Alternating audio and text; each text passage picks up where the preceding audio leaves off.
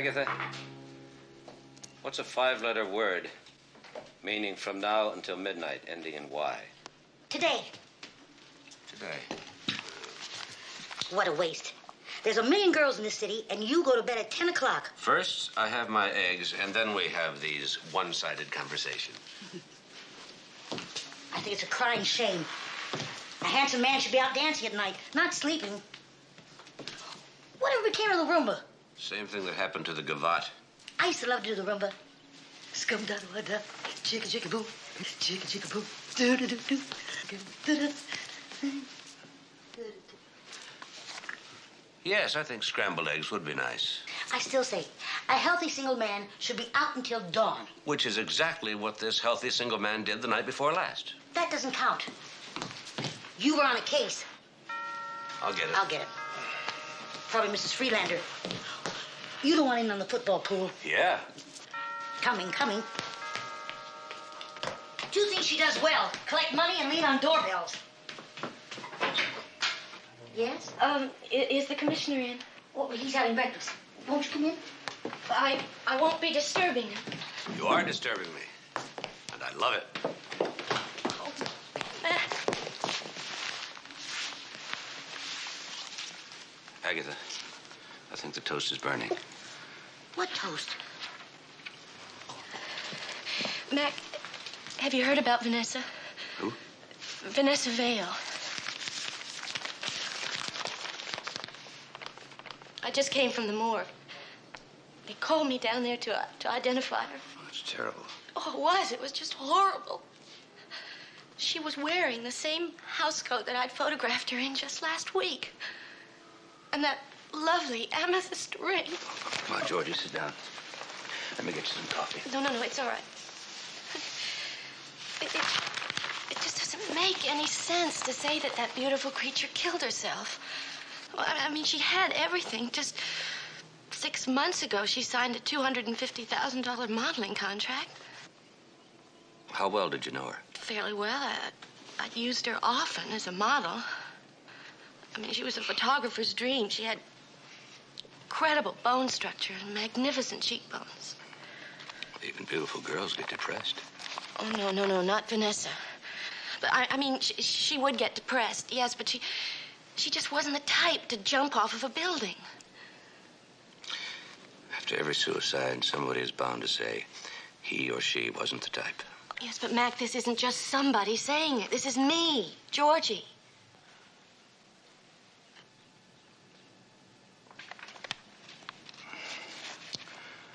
Would you feel better if I looked into this? Would you? Well, do what I can. Oh, you're beautiful. If I find anything, I'll let you know. All right, at lunch today. Oh, well, no, I don't think I can. Oh, no, you can pick me up at 1:30. Oh, you are a darling, Mac. I just knew that I could count on you. Poor Vanessa. Thanks, Mac. I'll see you later. How did you ever let that one get away? I'm beginning to wonder that myself.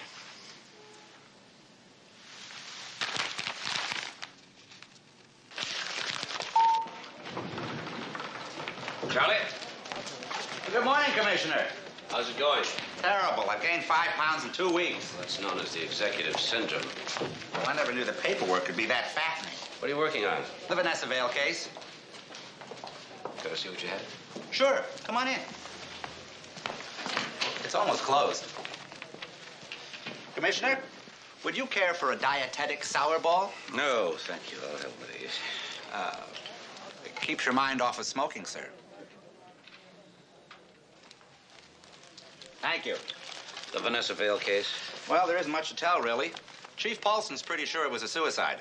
Well, I know somebody who would argue that one. Somebody a lot prettier than Chief Paulson. On the other hand, Chief Paulson is a commanding figure in his own right. What about the Vanessa Vale case? Oh, just wondering. Well, you don't have to, Commissioner. It's under control. What's holding up the medical examiner's report? I was just getting right on that, Chief. If you don't stay right on top of them, nothing ever gets done. Well, it's a good thing we got you, Chief. But are you sure it was suicide? Commissioner, take my word for it. The lady's boyfriend gave her the brush off. She got depressed, took a dive. Simple. What about the apartment? Any sign of forced entry? Not a scratch. And, no note. But they don't always leave notes. Time of death established? 3 eyewitnesses and a smash wristwatch.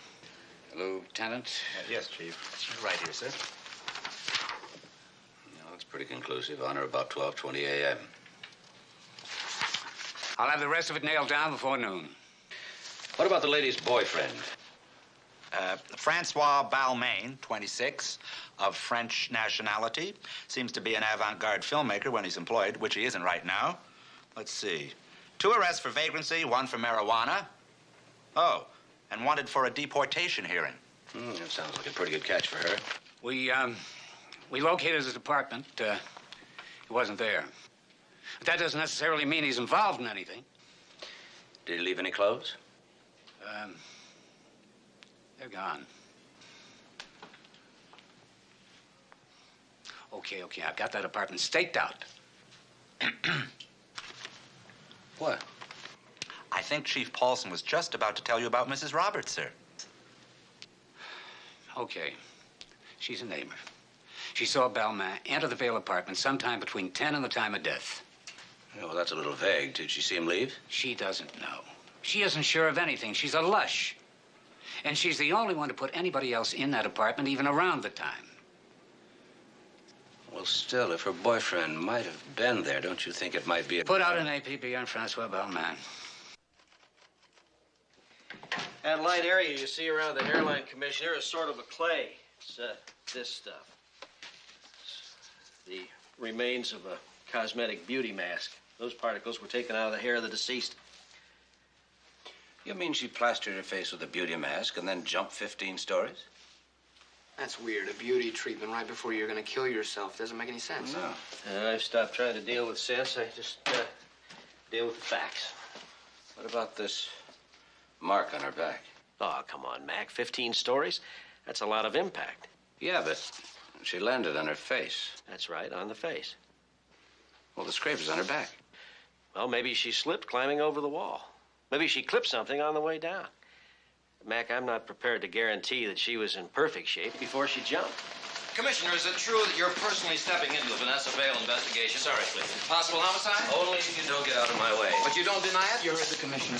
Do you deny it, Commissioner? No comment. Next car, please. But, Commissioner, all I'm trying to do is find out what this is all about.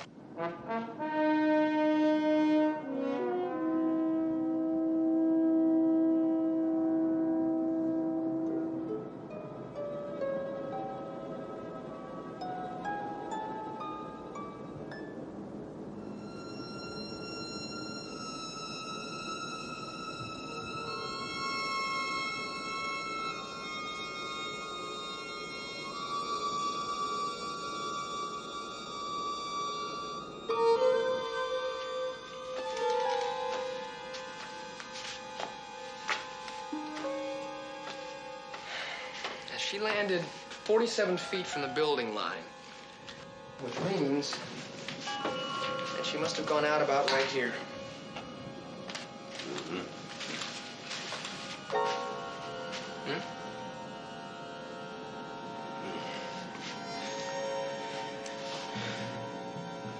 Look. What? Glass. Remember watch crystal I'll bet you. You got some to play? Oh, yeah. Yeah, we'll check that out at the lab. Now, if it is... Yeah. If it is her watch crystal, how does she jump over and smash her watch at the same time? You're asking me. I don't know. Now, look at this. This plant holder. I'll bet that's what she hit her back on. Yeah? Look here. Hits it like so. Right. Smashes her watch right here. Uh-huh. And goes over backwards. It's very possible. You don't jump over a balcony backwards, you get pushed over. Now all we have to do is prove it.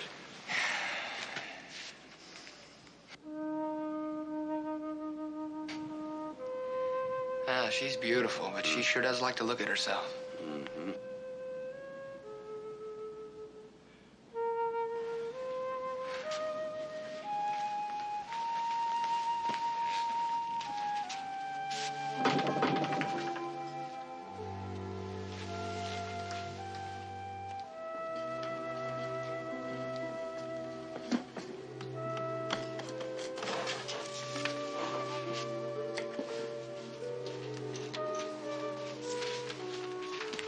this?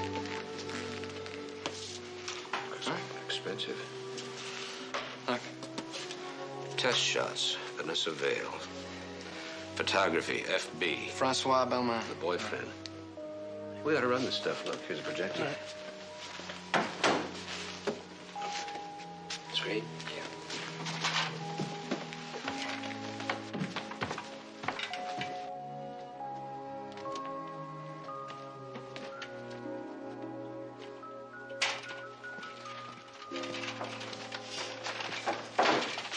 Well, what's going on here? Nobody's supposed to be in here. The girl that lives here lived here. You must be Mrs. Roberts. You're the police. I'm Commissioner McMillan. This is Sergeant DiMaggio. No relation. To whom? To Joe DiMaggio. I thought you were no relation to Howard DiMaggio. He's the West Coast Wine and Spirits, you know. Could you tell us anything about Francois Belmont? He's the boyfriend. He was in this apartment and he left here last night. I told the other policeman that. You said he left after 10. I was hoping that now that you thought about it, Oh, I have. you could be more precise. Well, now that I've thought about it, maybe it was before 10. Maybe it wasn't even last night. I get so involved in my wine tasting. We understand. But he definitely was here recently. Yelling and screaming. Yelling and screaming about what? You know, the way they behave together. Kiss, kiss, lovey-dovey. And then 10 minutes later, he'd be throwing things. Ah, the way young people behave today. If they just would have wine with their meals. Oh, why don't you both come back to my apartment?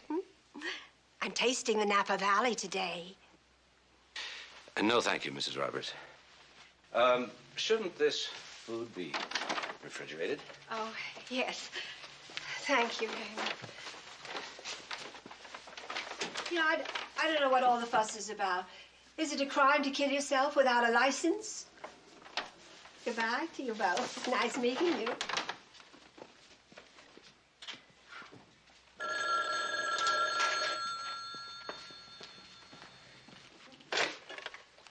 Hello. Oh, hi, Lieutenant. Yeah, it's Lieutenant Enright. Yeah. Uh-huh. Okay. Yeah, I'll tell him, Lieutenant. Bye-bye. Sir, it's about Francois Belmont. He's up in a flea bag on Union and Polk Streets. And there's some guy there with him now. A black and white is on its way.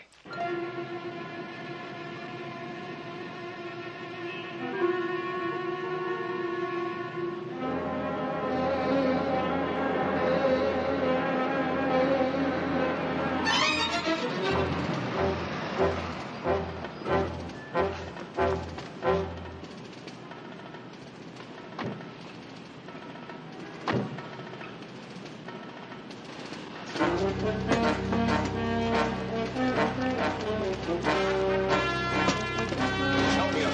Take the stairs.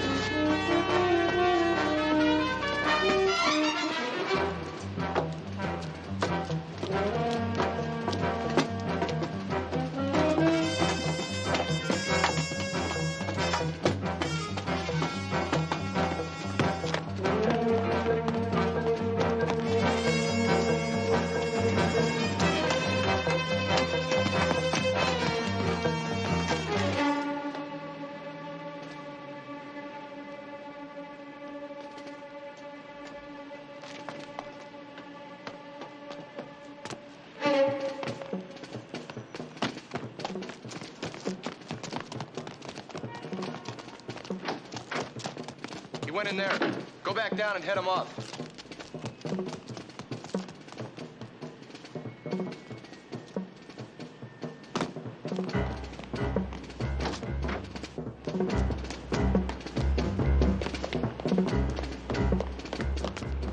There's a lot of exits out of that building. I don't know where he went. Uh-oh.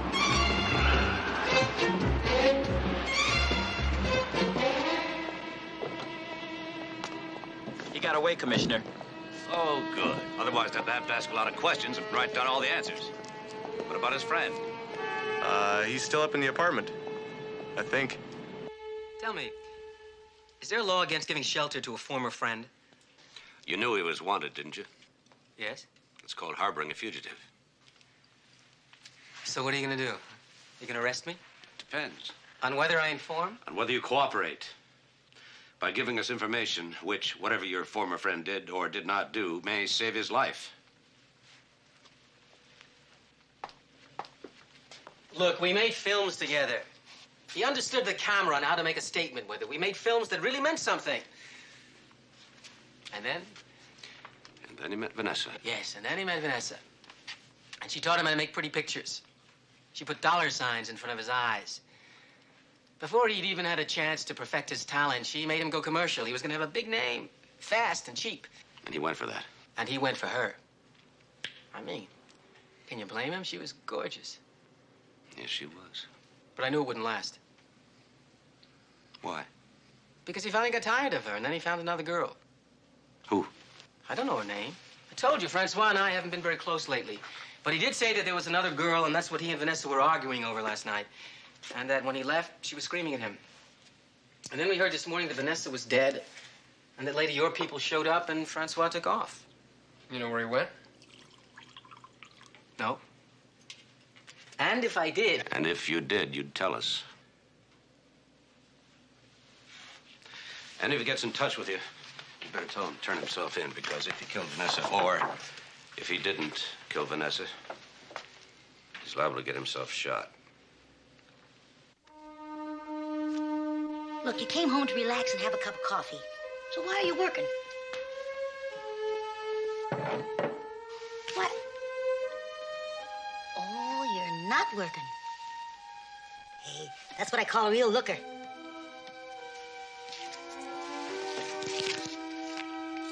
That's Vanessa Vale. Mm-hmm. Do you mind if I give you a little advice? Gonna get some, aren't I? Go after a live one.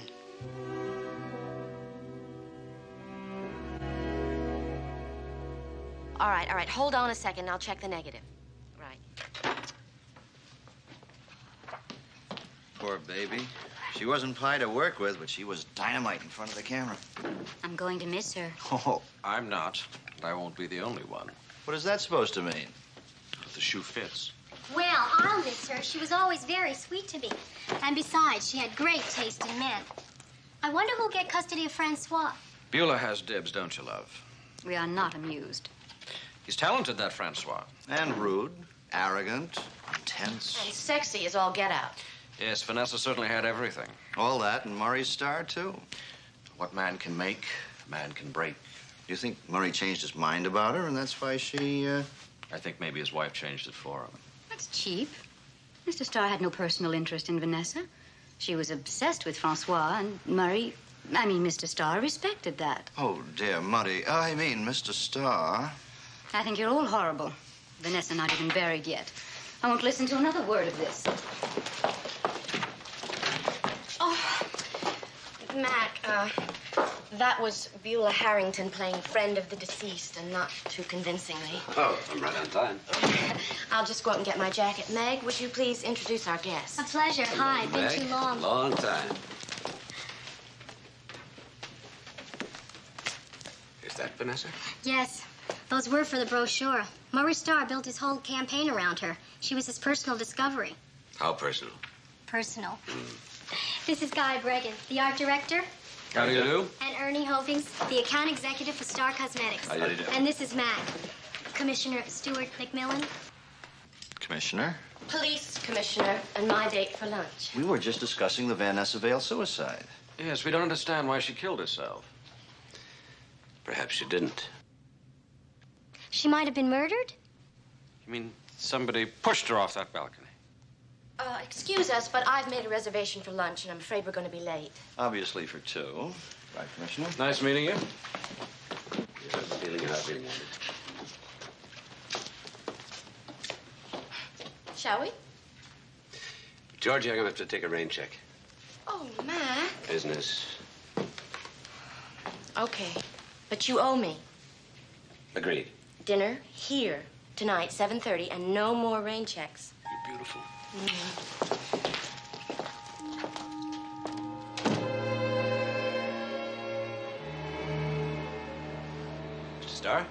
Commissioner?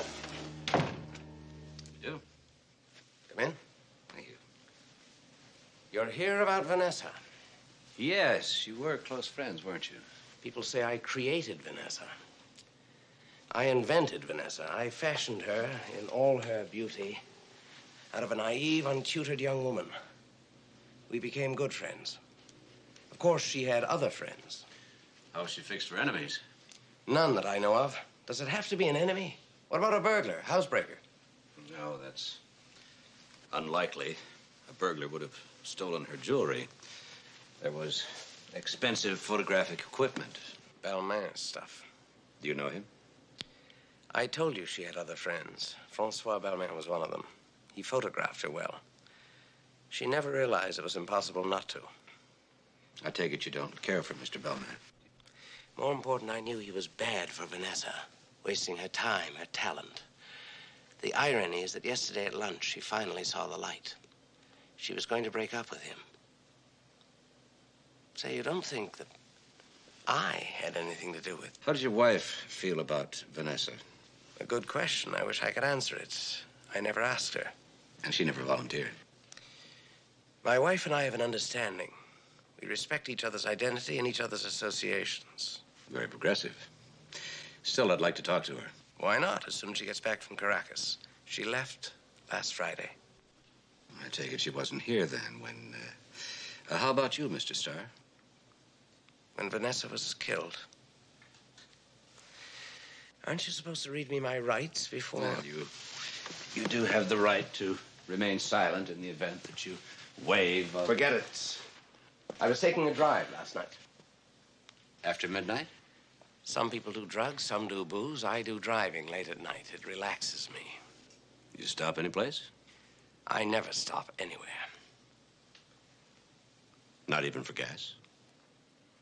You know, you're right. I did stop for gas. Where? Just off the Bayshore Freeway, I guess. You guess? I didn't write it down. No, of course not. Thank you, Mr. Starr. We'll, check it out. I'm sure you will. Unless, of course, there was somebody with you to back up your story. Sorry. You were alone. I sometimes am. Do you remember this one? You were a lot younger then. You weren't. You're sweet. You know, that was the first picture that I ever had published. I guess you were lucky for me. Come a long way, Georgie. I hope you're in the mood for ceviche. Huh? Ceviche. It's raw fish. Don't you like raw fish? Did you make it? Of course I made it. Then I'll love it. Good. Then I'll eat the steak.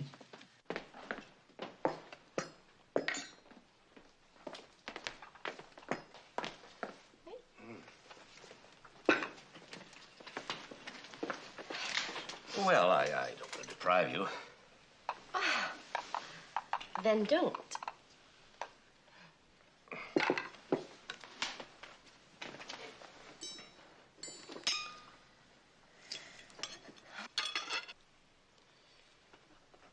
Cheers. Oh,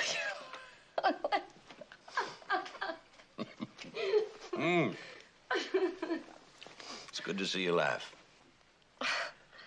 I haven't much today, have I?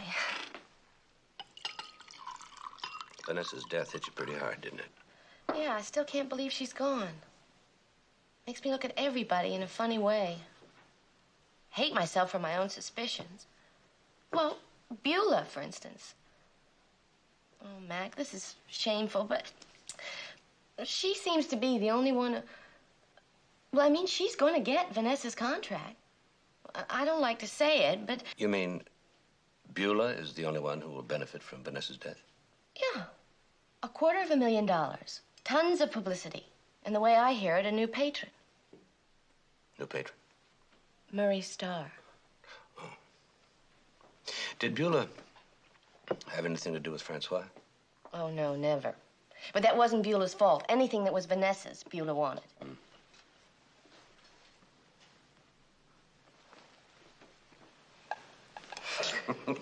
You.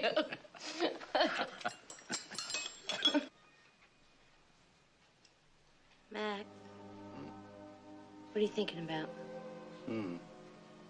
Don't say it's me. It's not you. Oh, what a terrible thing to say. It's her, isn't it? With those eyes. What's behind those eyes? Oh, there's everything behind those eyes. That's what made Vanessa what she was. It's not all there in those stills. You'd have to see the way she smiled, the way she moved.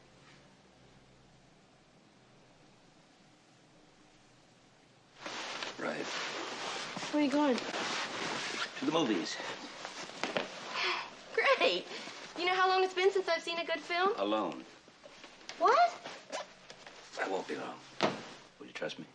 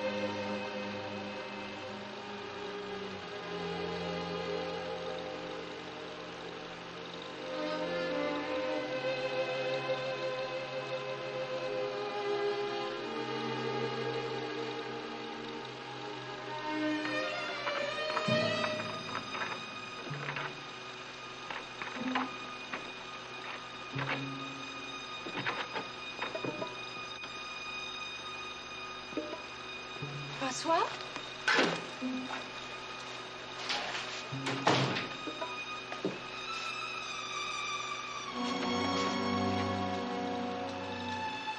Please, don't hurt me.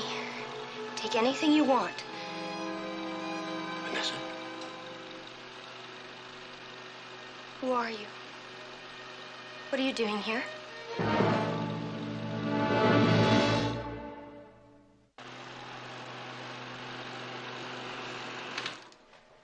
Okay. I'll go first. I'm investigating a murder. Whose? Yours. I'm sorry, I just don't follow you. Where have you been? Up in the Sierras. I have a cabin there. And I suppose there's no television or radio. No electricity, as a matter of fact. Otherwise, you'd have heard about your own death. At 12:20 last night, someone was pushed off of your balcony. Oh, no! Oh, my God! It was Louise.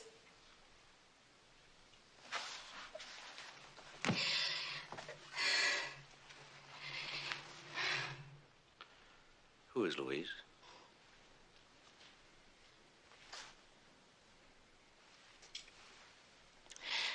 Louise Sherrill. She's my best friend. She's a travel writer. Whenever she's in town, she stayed with me. Could she have worn your clothes? We shared all the time.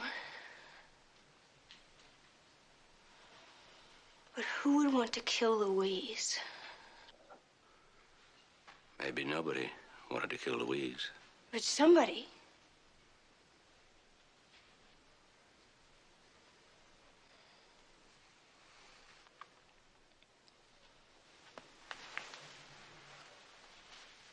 You mean somebody thought it was me?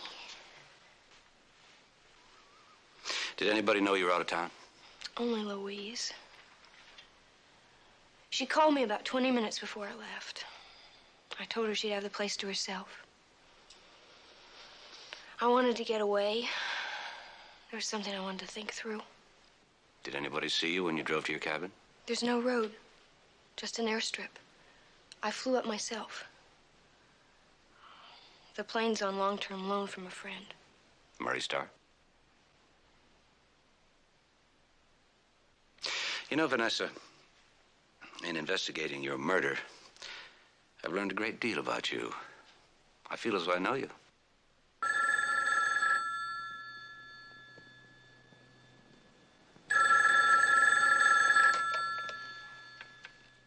Yes?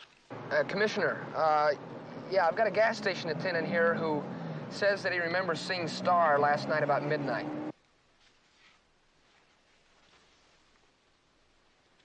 Was he alone? No. No, according to the attendant, he was with a dynamite brunette. He's sure it was Starr. Well, he identified his picture. Okay, thanks.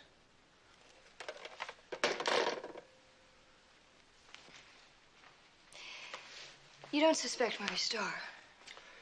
The only person I rule out is Mrs. Starr. Anybody who as much as knew you is under suspicion. Guy Bragan, Ernie Hoving, even Georgie. No. But if you want a candidate, try Aaron Leacock. The director, he hates me. Let's talk about Francois. Francois. He's got to be told I'm all right. Have you talked to him, too? No, but I've tried. He's on the run. But why would he? Usually people who are on the run have something to hide. Or if they're afraid someone will suspect them. Francois' no angel, Commissioner. But he's no killer. He does have a criminal record. And we had a fight last night. What about? The usual. Marriage. He wanted to. I didn't. Then he told me we either get married right away or we split. That's why I wanted to go away and think it through.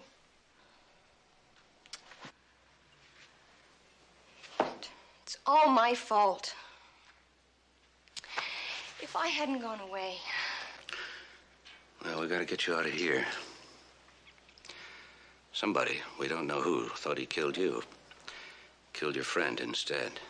But he or she doesn't know that. I'd like to keep that advantage. I want you to play dead. Hide out, disappear. Hide out? Where? Back at my cabin? No. Back at my cabin. Agatha! Agatha! Hi, Commissioner. Take your coat. Oh.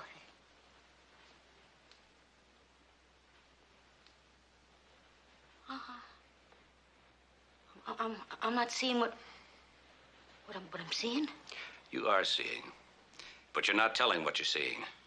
Nobody's to know she's alive. Vanessa.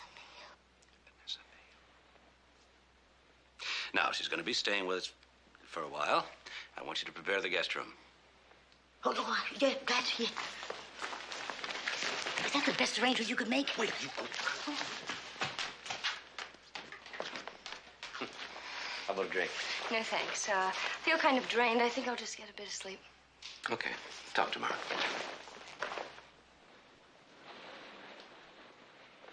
Vanessa. Did anybody else beside Louise have a key to your apartment? Francois.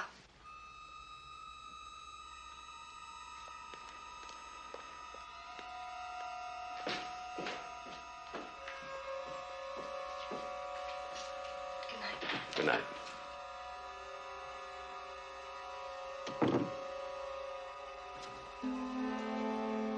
Still not right. The drape isn't hanging properly. Can't you see it's loose in all the wrong places? Ugh, not that tight. Now I can't breathe. It looks awful. Miss Harrington? Yes? Commissioner? Ma'am, do you think you could stick pins into somebody else for a while? I could, but my heart wouldn't be in it. Miss Harrington. Call me Beulah. Beulah. According to your statement, you were in bed when Vanessa Vale was murdered. That's right. But of course, I don't have any witnesses, Commissioner. How about the gas station attendant who saw you with Murray Starr? In my bedroom? No, at the station. You do remember being out with Murray Starr, don't you? I'm not sure. You're not sure whether you were in your own bed or out driving around with Murray Starr? It's very interesting. Because you were at a gas station not far from Vanessa's apartment somewhere around midnight.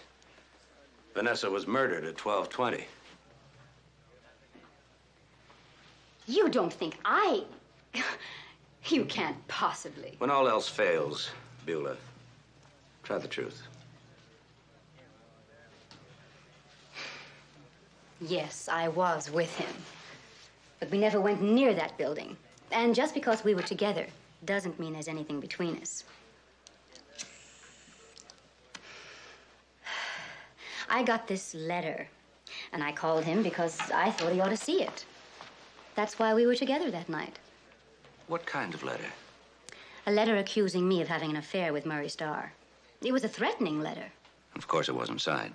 No, but I was pretty sure who it was from. Murray Starr's wife? Mm-hmm. Murray tore it up and threw it away. He said I should just forget it. He told me they had a very progressive relationship. That's what Murray always said. But I guess deep down, Jenny Starr had her pride. Was that all, Beulah? That's all, Commissioner.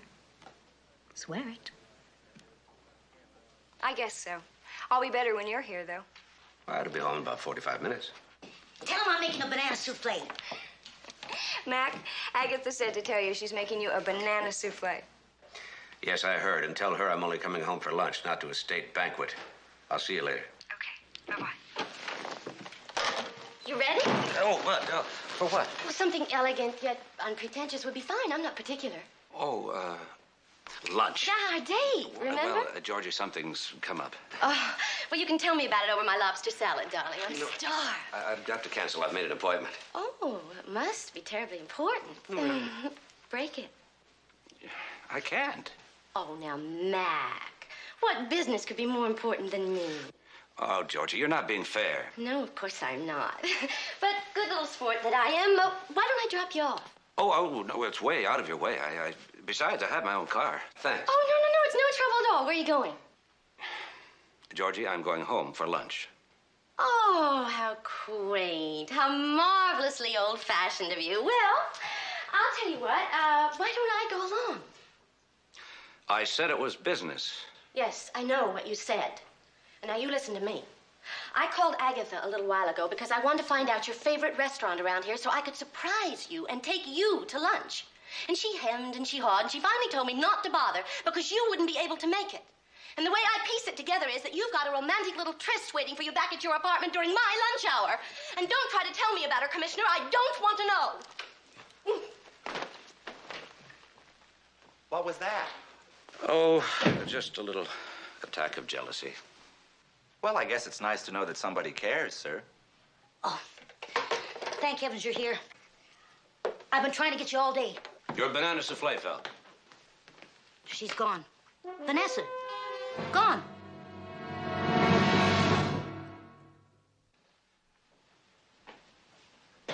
Oh, I was in the kitchen whipping up my banana souffle, just talking about this and that, and she was in here on the phone. You mean you were talking to her while she was talking on the phone? Oh, you know how I do that. Yes, I do know. Then when I realized she wasn't answering me, I figured she was just ignoring me. You know, like you do sometimes when you're on the phone. I'm sorry. Don't mention it. Anyway, when I came in here, she was just gone. Do you know who she was talking to? Well, she sounded very weepy, like she was pleading with somebody. I figured an ex-husband. No, she's never been married. Well, why was she crying?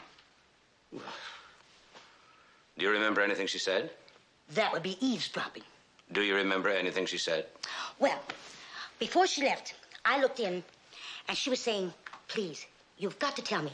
I'll do anything. I'll do any... I think she said, I'll do a walk-on for you. I'll do a cameo bit. I'll get you a release. Does that make any sense?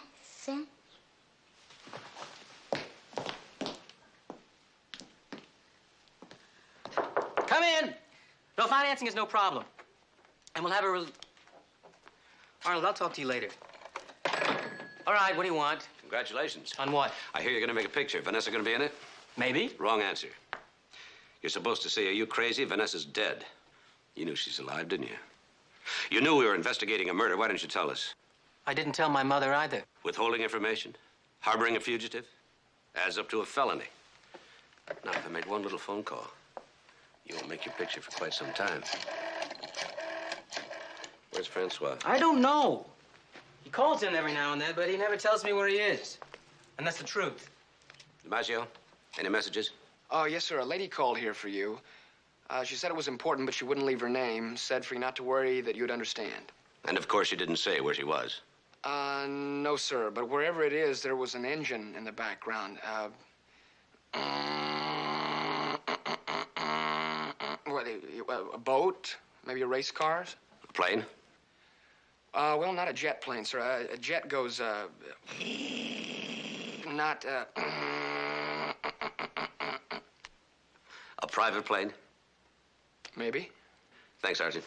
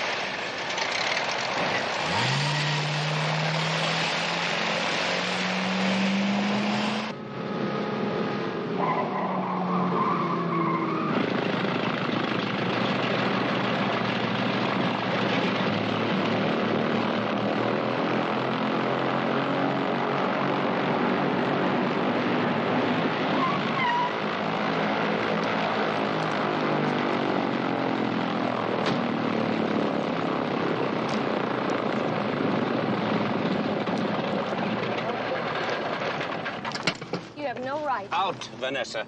What do you think you're doing? You're going up to the cabin, aren't you? Francois up there. He left a message for me on my answering machine.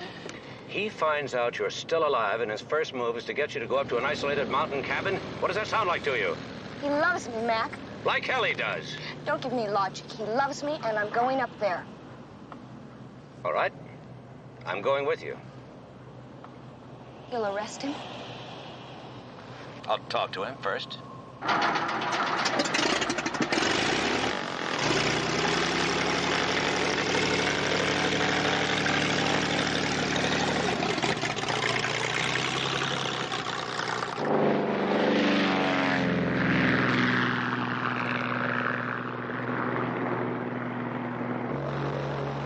You're sure you can fly this thing? I'm the Red Baroness.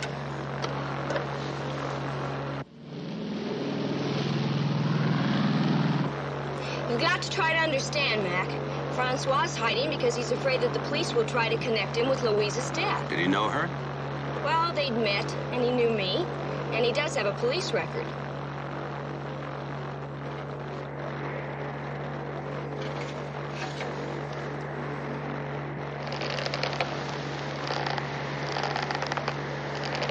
Uh-oh. What's wrong?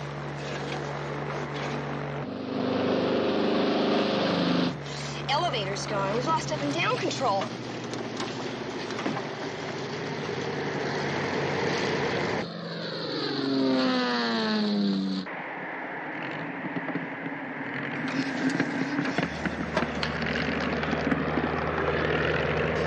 Hope you can land this thing. If we're lucky, by jockeying the throttle and the trim tab.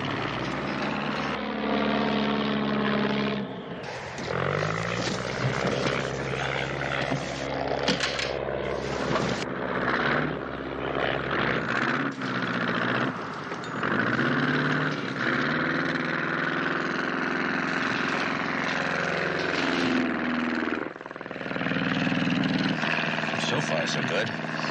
Landing's the tough part.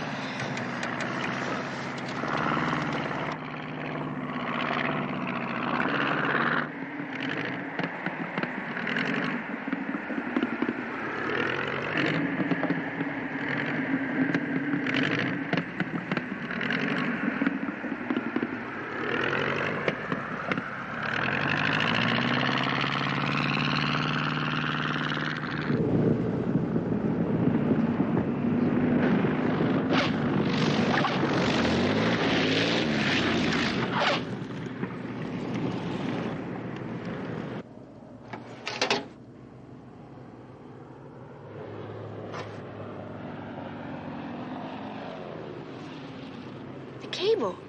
It snapped. Mm-hmm. How could that have happened? How could it not happen? Most of the strands have been cut, see? Only one strand left. Who?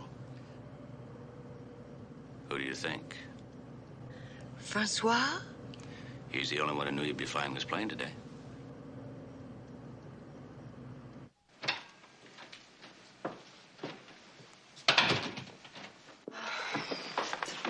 Mac, I'm sorry about today. About running off without telling you. I'll forget it. People do funny things when they're in love. Hmm. When they think they are. I don't know what to think. Why don't you get some rest? Okay. Good night. Good night.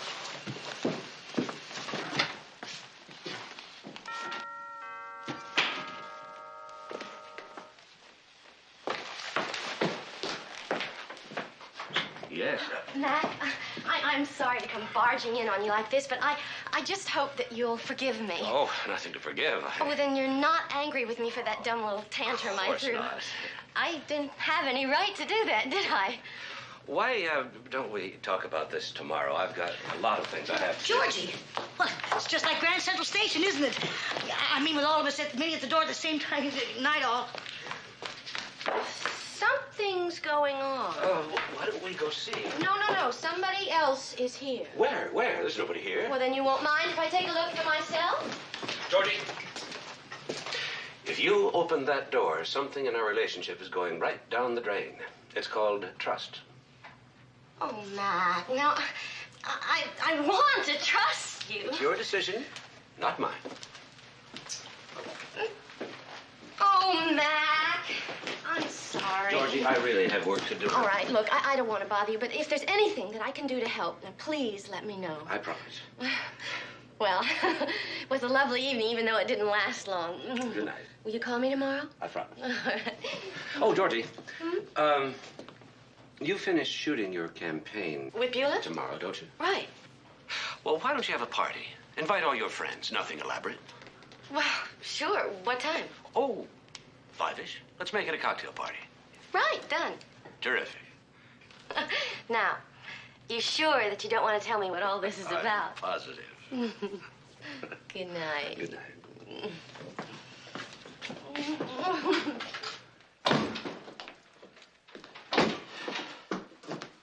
I would like a glass of milk. Kitchen's all yours. Busy household.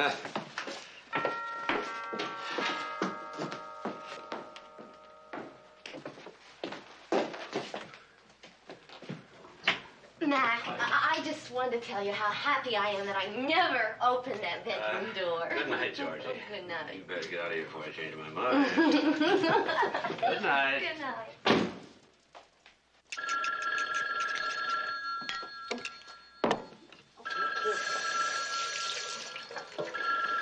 I'm coming. Agatha. Oh, hi there. Sure, just a minute. Commissioner! Right here. Agatha, do you realize that there are employers who would like to have their phones answered by something like, Commissioner McMillan's residence? Well, you see, I say Agatha, and they know it's me. Then I put you on, and they know it's you. Oh, by the way, it sounded urgent. Sergeant DiMaggio. Yes, Sergeant. Aaron called in. Very cooperative. Something about Francois? Yes, sir. He's holed up in a furnished room at 3133 Olive Street, according to Aaron. Got it. Oh, Commissioner. Aaron had a special request for us. He said it's the reason that he's helping us out. I know. Bring Francois back in one piece. That's right. Well, that's up to Francois. Don't tell me you aren't going to have breakfast. Okay, I aren't going to have breakfast. Well, good. That's all the more for me. I like my cooking. And speaking of cooking, if you lose Vanessa again, I'll boil you in oil. Boiled Agatha. Ugh.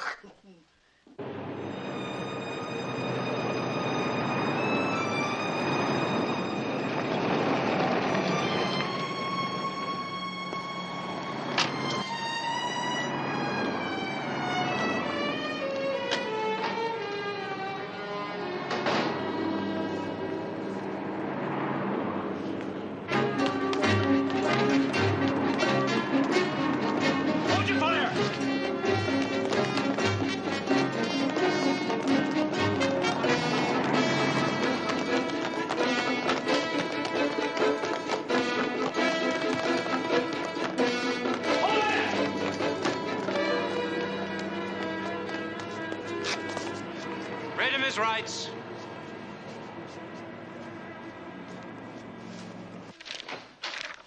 Oh, Commissioner, it's the French police. They're answering your inquiry.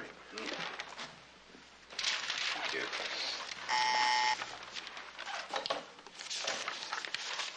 Send him in, please.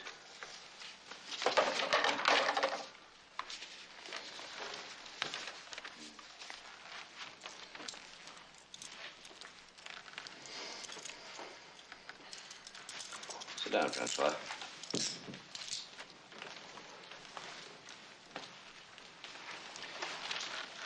This telex is about you, Francois. One arrest for assault on a girlfriend. Another for starting a free-for-all at a rally. Another for instigating a night fight in a cafe. You're what the law might term violence-prone. I'm flattered. It could sway a jury.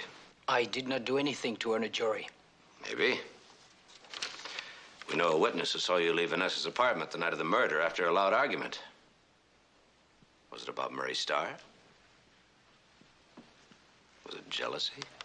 If you couldn't have her, nobody else could?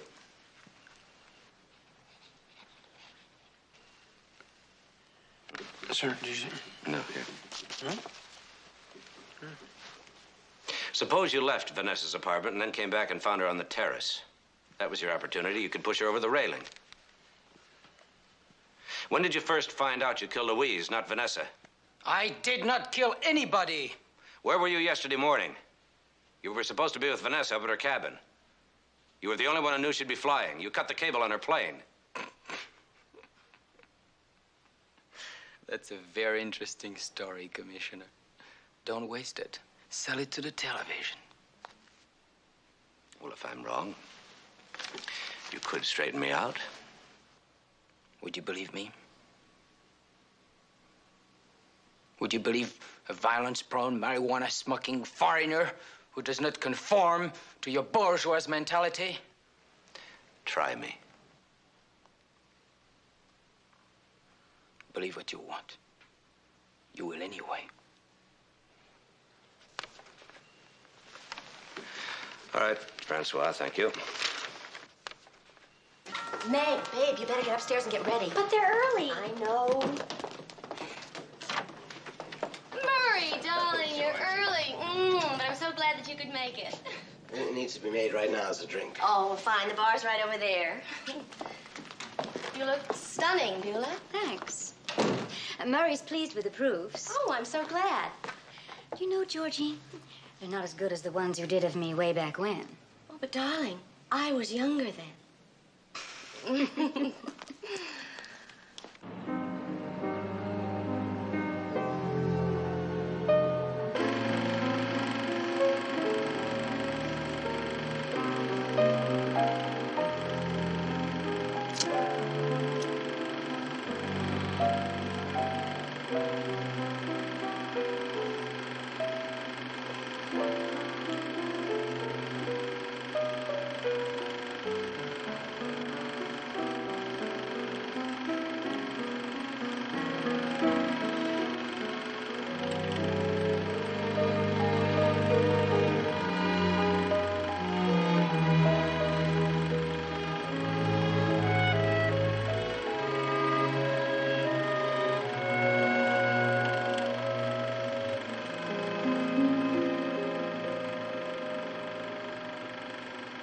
Beulah, have you seen the pictures? Are you happy?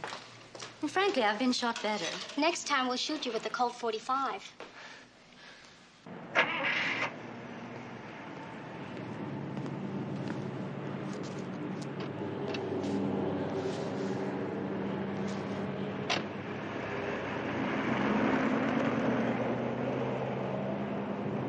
So where to, sir?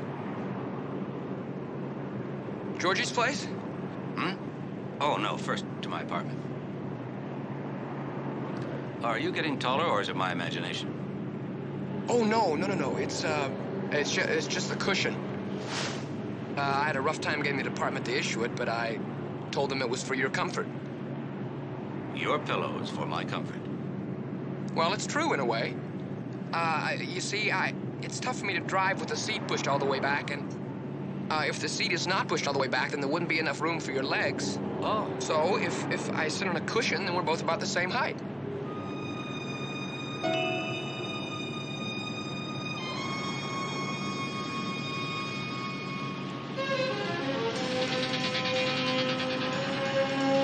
Well, of course. That's the answer. To what? To what I saw and didn't see. Thank you, Sergeant. For what?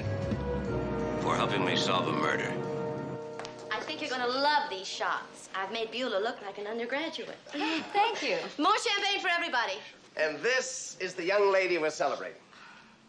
Now, where are those photographs? I can hardly wait. Just a minute. Meg, how we doing? Coming right up. Guy? Right, love.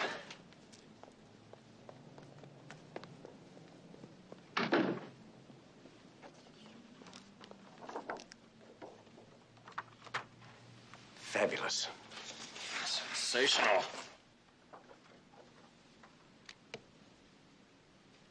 They're just great. It's a triumph. I told you so. Mac,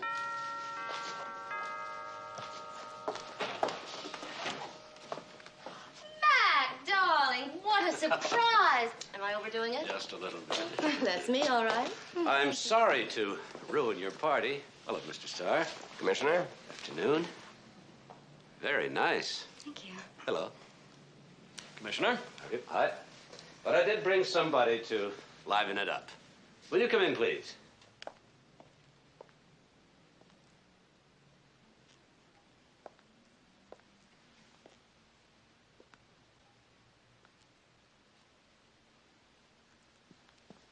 Vanessa, we thought you were... Vanessa, this is your idea of a great show. It was very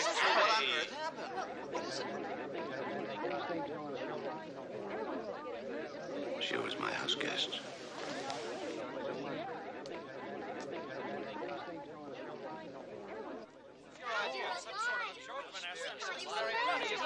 Just had to sign another girl to a contract. This is incredible. Why didn't you tell us? This is incredible. I mean, it was some sort of a joke, Vanessa. Just had to sign another girl to a contract, and then you... Don't, Francois. Don't look at me like that. I didn't tell the police, Francois. You didn't tell the police what? I didn't tell anything. Go on, tell him. I didn't tell you the real reason I left town that night. We had an argument. Francois left. I tried to sleep, but I couldn't. It didn't matter anyway. He called. He warned me that if I didn't give up my career and if I didn't give up my friendship with Marie Starr, he said he'd kill me.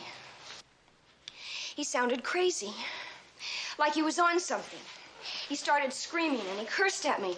He said he was coming right over to settle things once and for all. I was frightened, so I hung up and got out of there as soon as possible. But he came back, and he killed the wrong person by mistake. Lies. Lies. She's gone mad. When I came back, you tried to kill me again. You cut the cable on my plane. How can you believe that?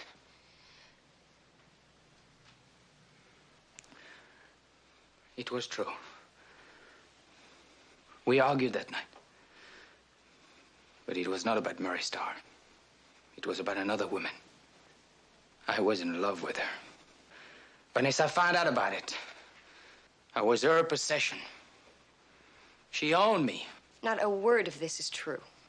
I left her and her screaming. I went home, but she didn't let me rest. I got a phone call. She said if I was not back in 15 minutes, she was going to throw my camera in the incinerator. She knew what that camera was to me. So I came back. And outside the building, there were people. A man said somebody had fallen from a building. So I pushed through to take a look. It was Louise. It was Louise, you see.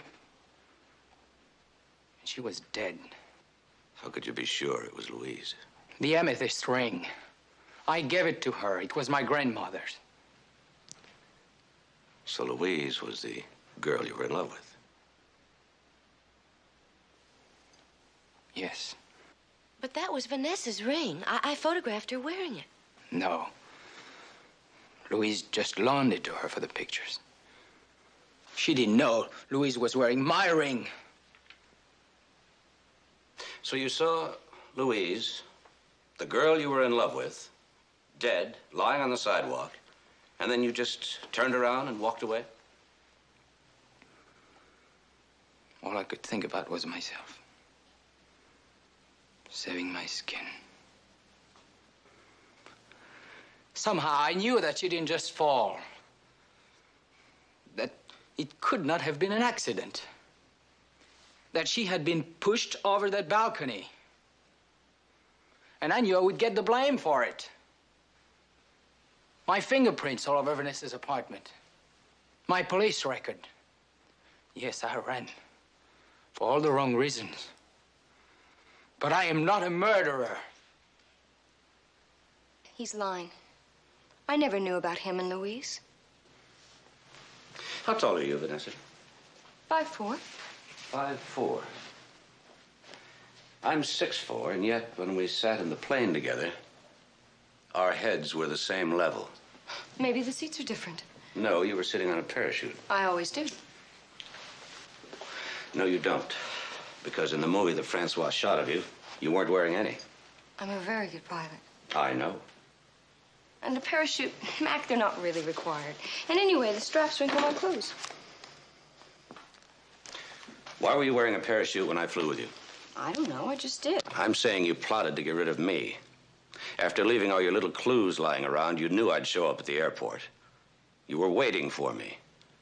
No, you wore a parachute because you cut the cable yourself. But you didn't know how long it would hold. Suppose it gave out when we gained higher altitude or flew over the Sierras. Then you'd have jumped and I, without a parachute, would have been killed. Mac.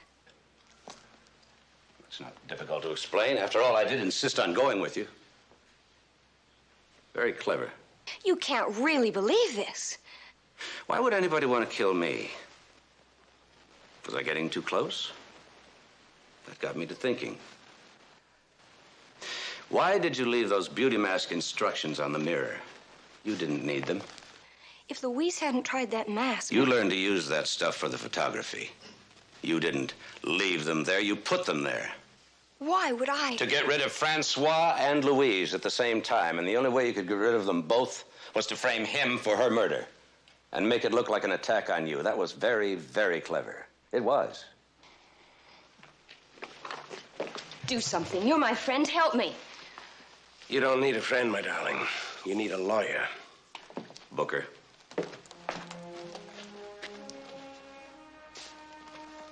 Thank you.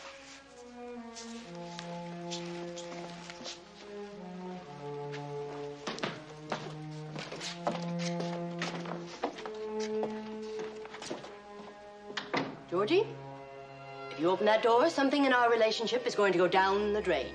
It's called trust. Mac, now why couldn't you trust me? I trust you with my life. Well, then why couldn't you tell me about Vanessa? Because a good cop keeps his mouth shut, especially to over-inquisitive, gorgeous blondes. Here, I need a drink. No, you've had enough. No. Well, then you knew Francois wasn't guilty, even before you got the two of them together for that little showdown? I found out 10 minutes before we got here. See, we were riding in the car. And... Yeah. Don't ask. If I can't have another drink, how about something to eat? I'm getting hungry. I've got couscous cooking. Huh? Couscous. Sounds plural. Vanessa, wait. How wrong can you be about somebody? Well, I suppose the only thing that matters to me about a woman is her cheekbones. Now, with men, it's different. I think I'll shoot you photographically. Oh, that's a relief. Let's set up a date for a session. How about next Wednesday afternoon? Do you work at night? Oh, beautifully.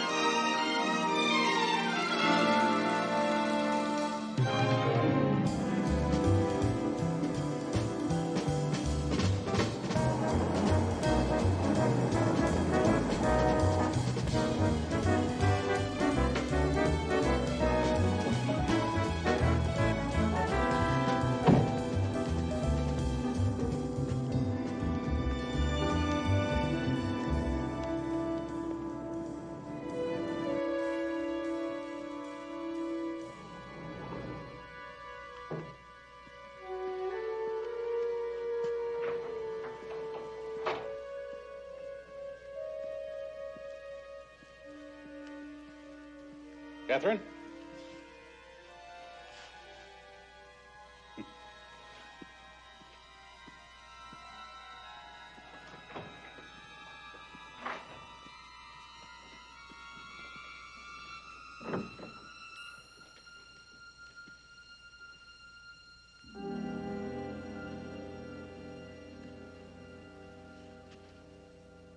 What are you doing here? Catherine, call the police. Now get out of this office. I apologize for bringing Arthur. I admit he's something of a cliche, but I wanted to be sure we would have our little talk. We've already had our talk, Poole. The answer is still no. Now get out. I don't understand people like you, Lanier. I offer you a bona fide partnership, and you don't just turn me down, you treat me like some sort of pariah. That's not sociable. What do you think, Arthur? Sit down, Catherine. I regret the use of violence, but on occasion it does serve as an attention getter. You don't scare me, Poole.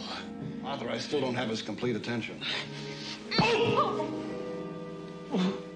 I'm a reasonable man, Lanier. I believe in talking things out.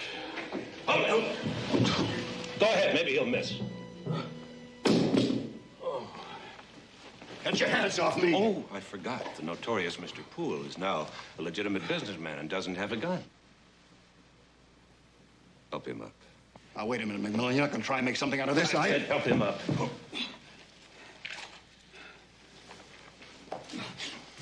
It's like the old days, isn't it? Thought you'd just give him a working over yourself, wouldn't you? It's going to cost you. You've been trying to get me for years, McMillan. You've still got nothing. Mr. Lanier and I were having a business meeting. He slipped and fell. That's all there is to it. Not this time. Mr. Lanier told us about your first meeting. That's why we're here. Now, if I remember my law books, when assault and battery is accompanied by terrorization of another innocent party, the charge becomes assault and battery plus false imprisonment. And that, Mr. Poole, is good from 1 to 10. Read him his rights. Mr. Poole, you have the right to remain silent. If you give up the right to remain silent, anything you say... Too much? Is that a question or a statement of fact? Too much.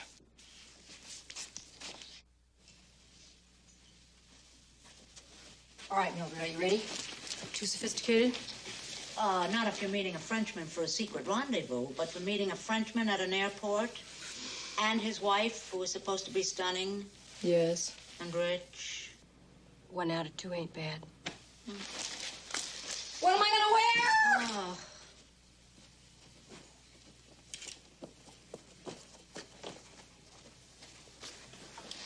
I'm stumped. Listen, I don't know what the big deal is. I mean, Jacques Arnaud is just another cop, only with a French accent. He's a dear friend of Mac's. He just married Maggie Sinclair. You know who she is. I'm looking forward to meeting her. I want to look my best. Well, what about this charming ensemble? Mildred. C'est fantastique. C'est pas trop simple. C'est pas trop sophistiqué. C'est absolument parfait. You Josh. C'est parfait. Oh, and don't worry about the rest of this stuff. I have the whole weekend to put it away. Oh, I gotta call Mac. I don't think he knows we've only got an hour to get to the airport.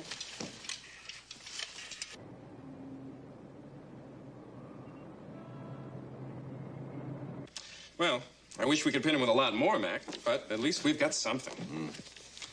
I wouldn't count on the secretary, though. She's scared out of her wits, but I think Lanier will hold up. Certainly got enough protection around him. Yeah, well, you're the key, Mac. Now, Lanier's going to testify because the commissioner of police is going to testify. Excuse me. Yes? Oh, tell her I can't right now. I'm right in the middle of it. Well, it's always important. All right, I'll take it. Yes, Sally, I know what time it is. Yes, Sally, I know he's my friend. Yes, I'm leaving in a few minutes. What? Oh, well, that sounds like a wonderful outfit. Right, I'll meet you at the airport. Goodbye. Sounds like you've got an appointment. And so do I. Look, we can touch base on this later in the week, Mac. Thanks for the visit, Frank. And this time we're going to nail Poole. Bye, sir.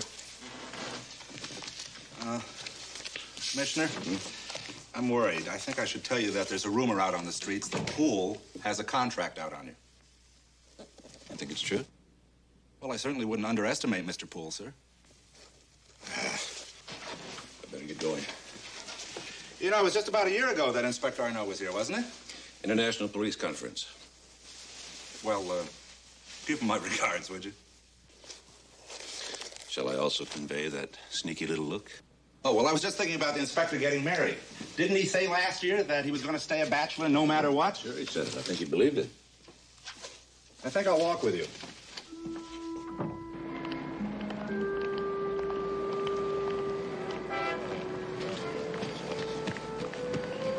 Hey, Sergeant, you got a minute? See you later, sir.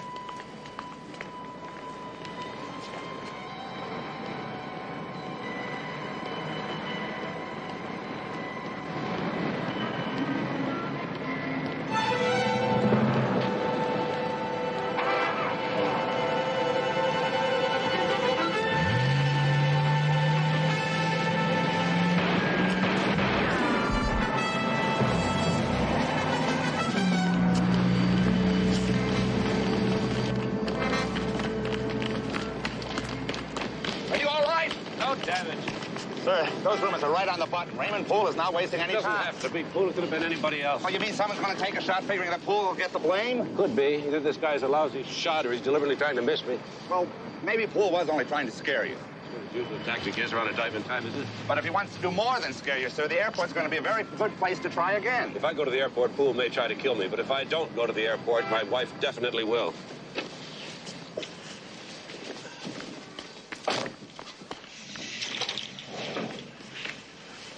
Where do you think you're going? To the airport. All right. But on one condition. Not a word to Sally. Commissioner, I promise you, Mrs. McMillan won't even see me.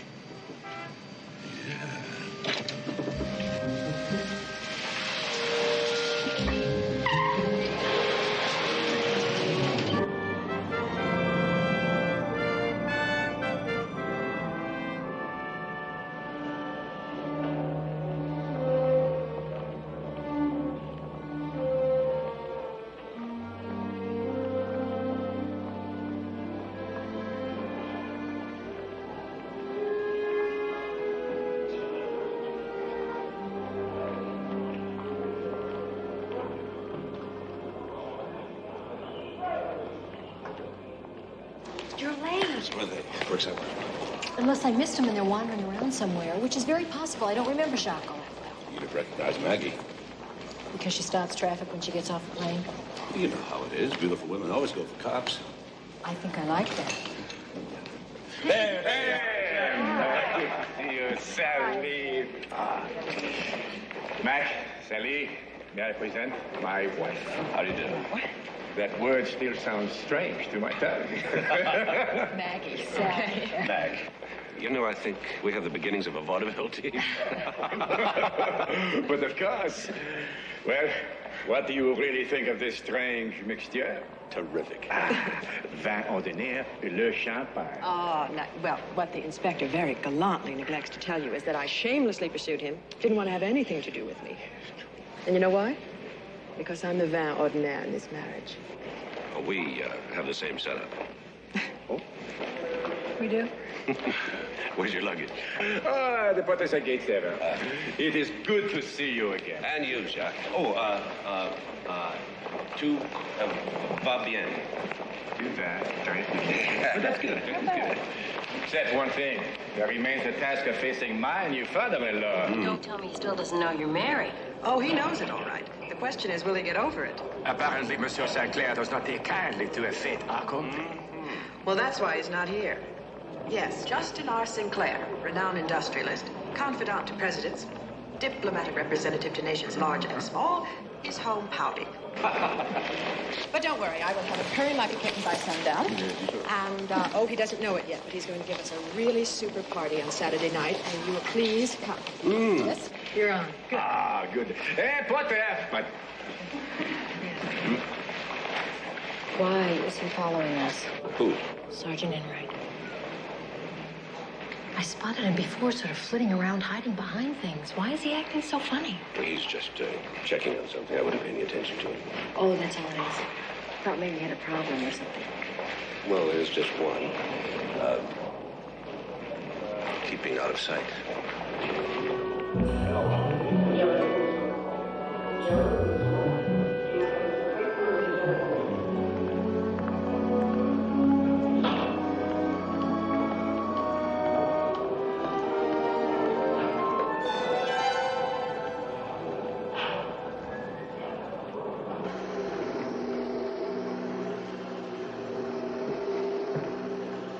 Mildred, why now? Woman's work is never done, Commish. Lift your foot. Now the other one. At the same time? Oh, please. Mac, is Justin Sinclair as rich as everybody says he is? Richer. Thank you, Mildred. Here, I'll fix that. Wonder how he and Jacques are getting along. He called me yesterday. Apparently, Sinclair's come up with a couple of suggestions. Like what? For example, tonight's party will be an opportune time for Jacques and Maggie to announce their annulment. What else? Plus a trial separation of 5 years. Come on, we're late. Don't leave on my account. We won't. Mildred, enrich my store of knowledge. Why are you vacuuming at night? I always do my work when the spirit moves me. All creative people are like that. Yeah. Have a nice night, Mildred. Oh, it's going to be sensational. I have 4 more rooms to create.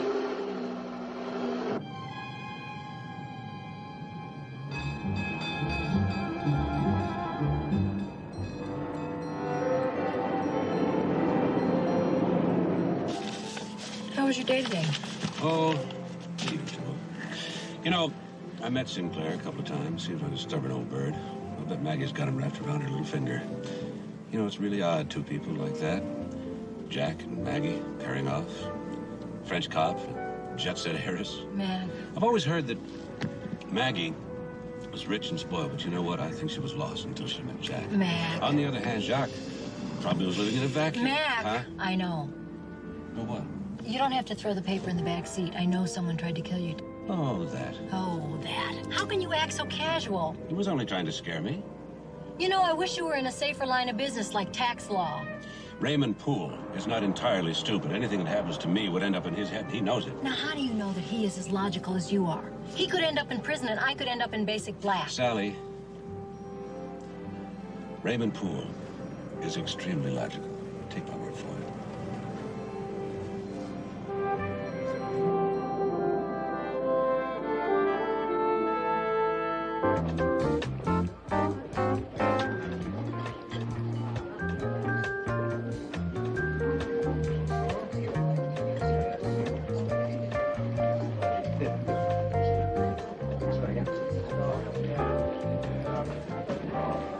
I ought to have my head examined.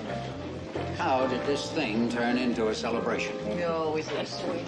Well, at least he's consistent. Mm-hmm. So's a shark. Oh, true. Well, let's get back to the problem. Jacques, this business of yours, Justin. where does it go? Justin, you promised to give Jacques the night off. I never claimed to keep all my promises, particularly where a man's future is at stake.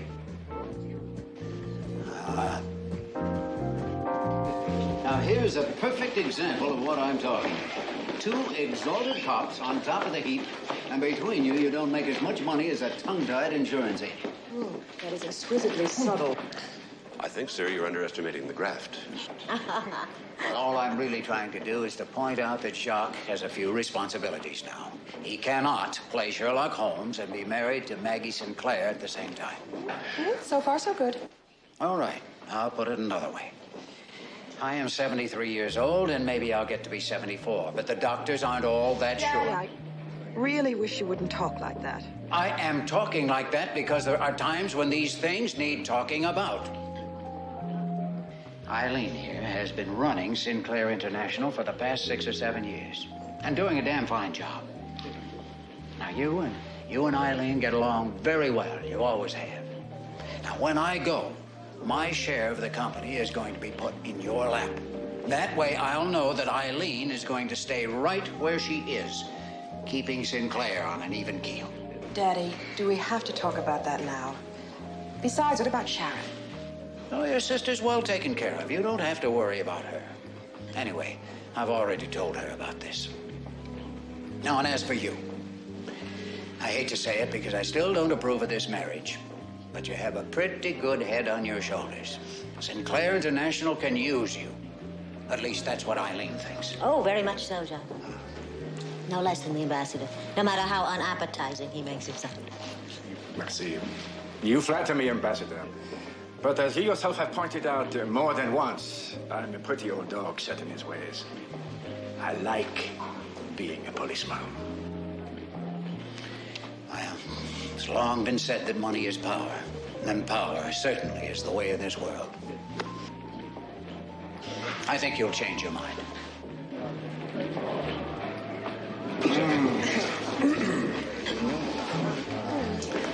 I think we ought to toast to the new majority stockholder of Sinclair International. And to the next tycoon. No way.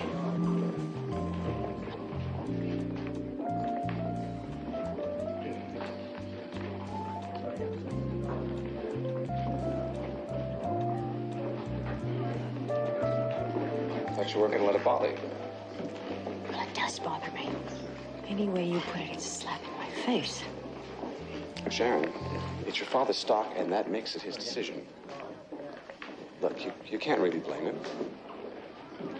He's not a well man. He's looking for continuity. Maggie and Eileen are close. And with Eileen running Sinclair International, he's got that continuity. Well, I'd get rid of her in 2 seconds flat.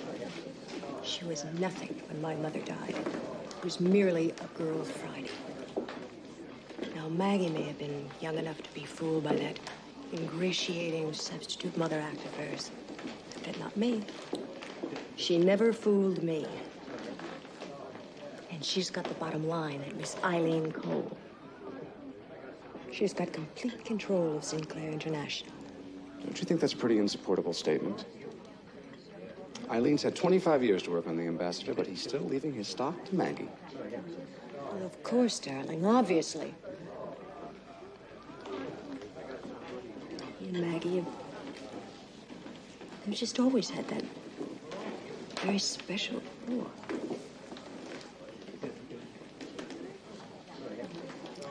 And what do you think is going to happen when my father does die? Eileen Cole is going to play her just like a violin.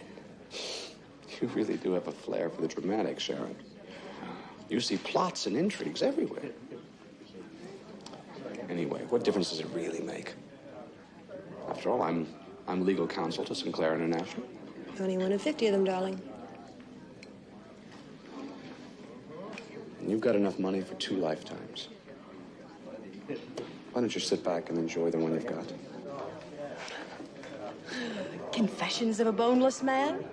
Oh, you don't know what it's like to fight for anything. Oh, yes, I do. am fighting to keep you. Well, you're losing.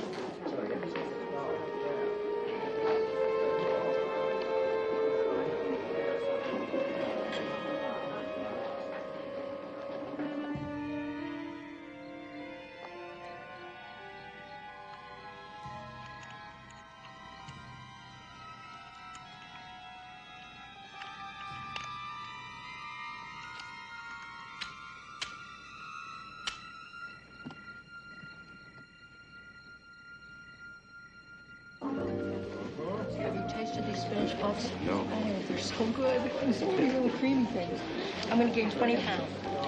Why don't I get you a valise? That reminds me, I had the most fantastic idea. Why don't we go visit them over Christmas? Who? Jacques and Maggie. Who else? They live in Paris. I know they live in Paris. That's the whole idea. Christmas in Paris. What an inspiration. And it just came. Well, we would have a free place to stay. In other words, having extracted an invitation from Maggie, you have launched your campaign. You might say that. Mrs. McMillan, would you do me the honor? I'd be delighted. Guard this with your life. Oh, well, you bet.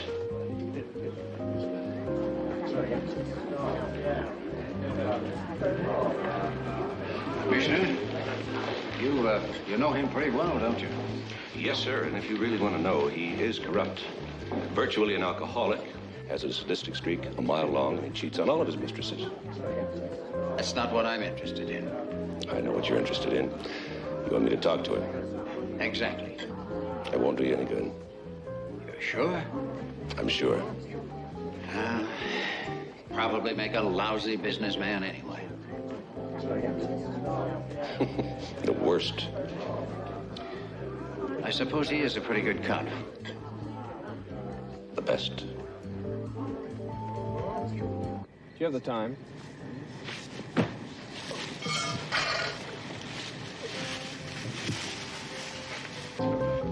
Well, did you launch the campaign? I was fantastically subtle. Of course, he picked up anyway. Don't worry about it. I'll work on him. Christmas in Paris, that is a promise.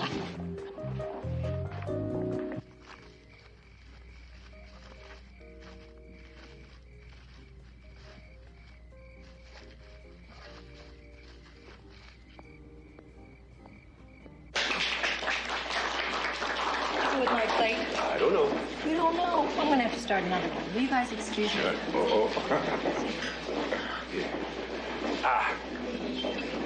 To you and Maggie. To the four of us. You know, Mac, Sally's a fine girl. She has a very special joie de vivre. We've both done pretty well since the last time we saw each other. Those were good times. Good times. You know something? I have a confession to make. This marriage business. I really don't know how good I'm going to be at it. No. I am. Yeah, but we are different. I've lived alone for so long. I've enjoyed being a hermit. Yeah. His Majesty beckons. Run. Yes, of course. Commissioner McMillan? Yes? Mrs. Arnold would like you to join her on the chair. Oh, thank you.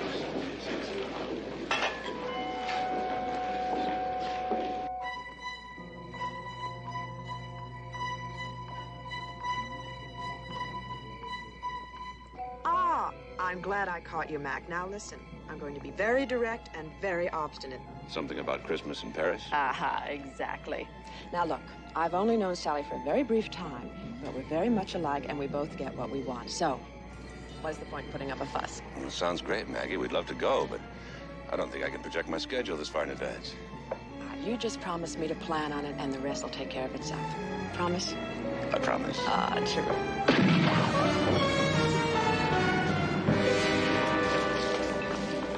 Somebody get a doctor. I'm a doctor.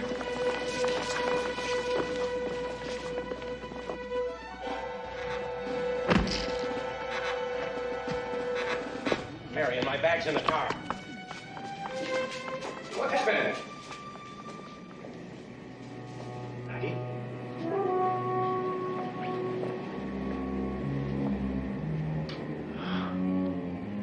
Maggie.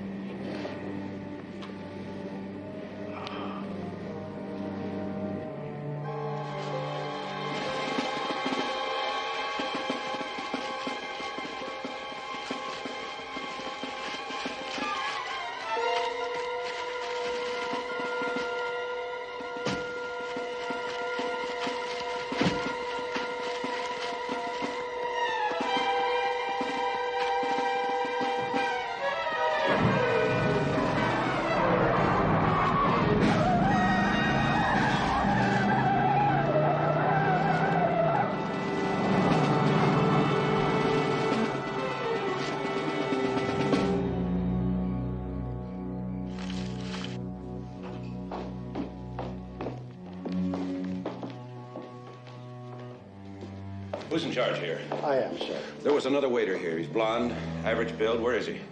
I don't know. I don't have anyone who looks like that, sir. Ma'am. She's gone.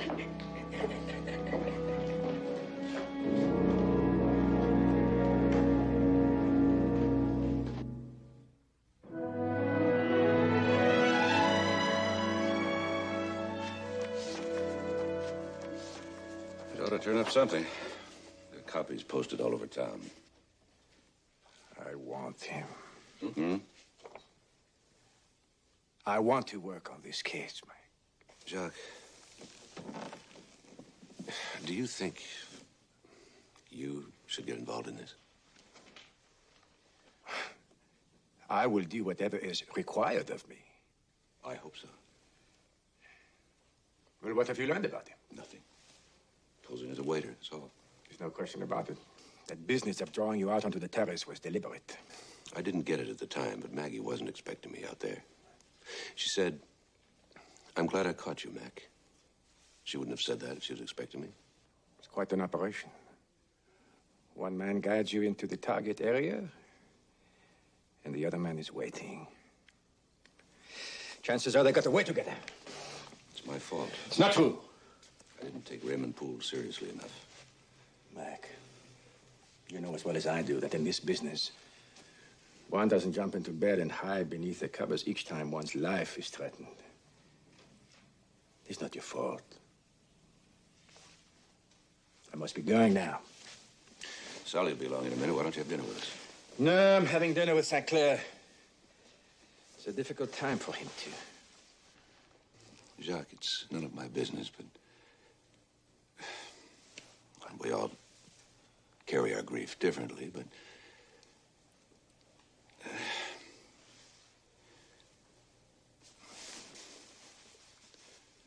are you all right? Mac, my good friend, my wife has been murdered. And for me, this is the single greatest tragedy of my life. But Maggie would not want me to wallow in it. She would want me to go on and to catch her killer. And this I will do with your help. We owe that to her. And as for me, well, we will take each day, yes? I'll get him, Jacques. I'll get Raymond Poole, I promise you. That won't be so easy from what I've heard. No, it won't. He's got an airtight alibi. You know, sometimes one is tempted to apply a bit of pressure. Except one abides by the rules. Well, of course. And I know back in Paris you're used to doing things your own way. But here I'm out of my jurisdiction, right? Don't misunderstand. I want your help very much. I understand perfectly. When I am a guest, I always abide by the rules of my host. That's all I ask.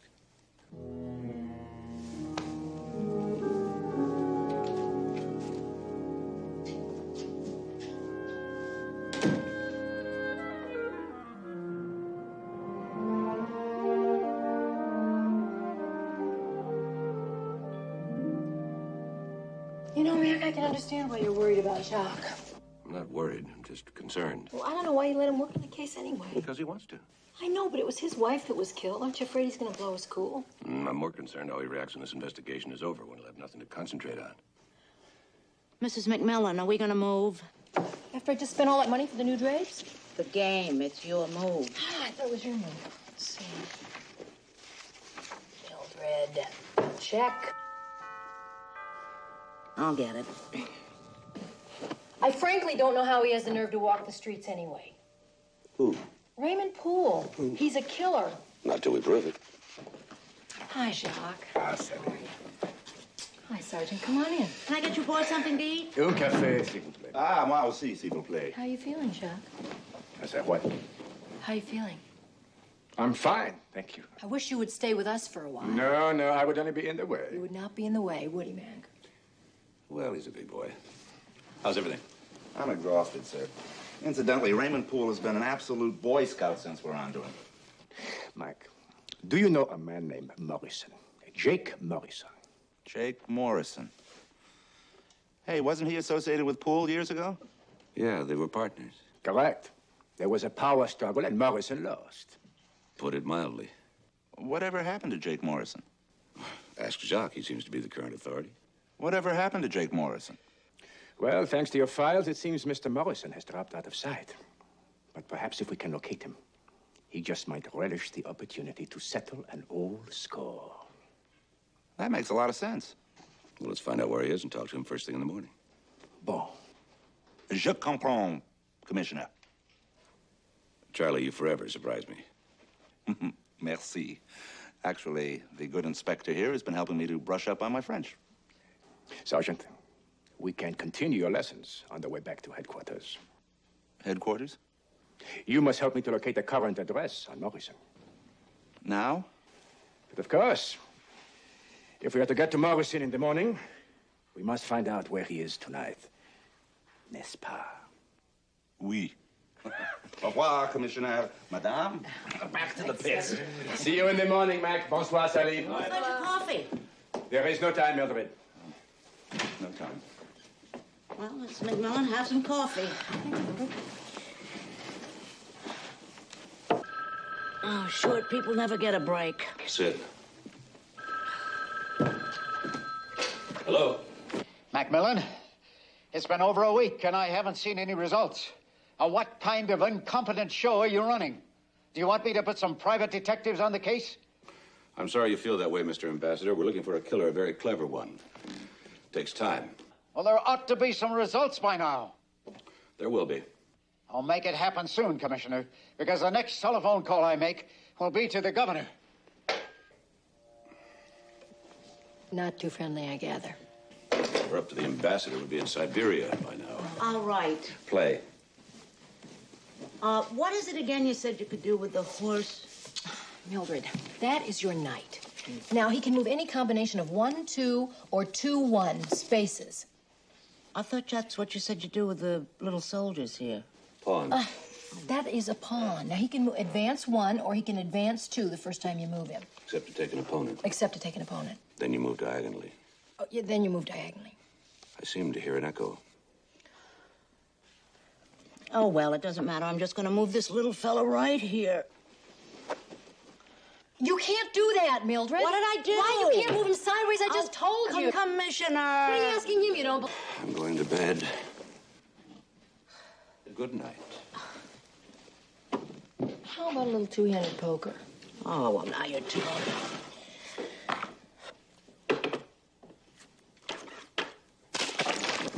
I'm going to bed.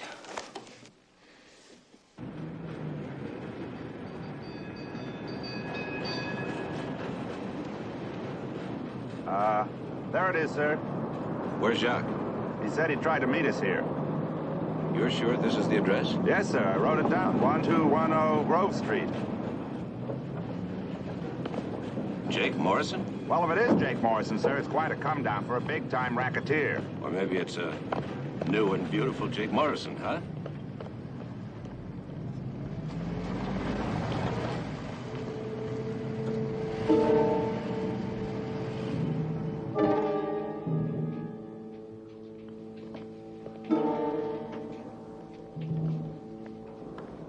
Hi, may I help you, gentlemen? Yes, I'd like to see Mr. Morrison. Oh, hold on a minute. I'll see if he's in his office.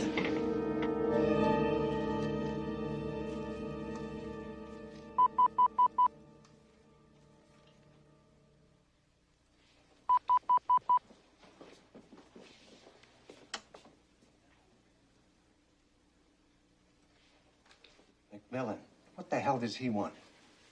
It ain't gonna be a rubdown. Get out of here.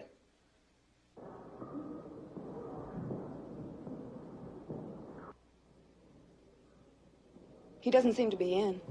Why don't you try again? Yes, sir. Why don't he take off? I'm not here, McMillan. Beat it. They're coming in. Clear it! Come on over here.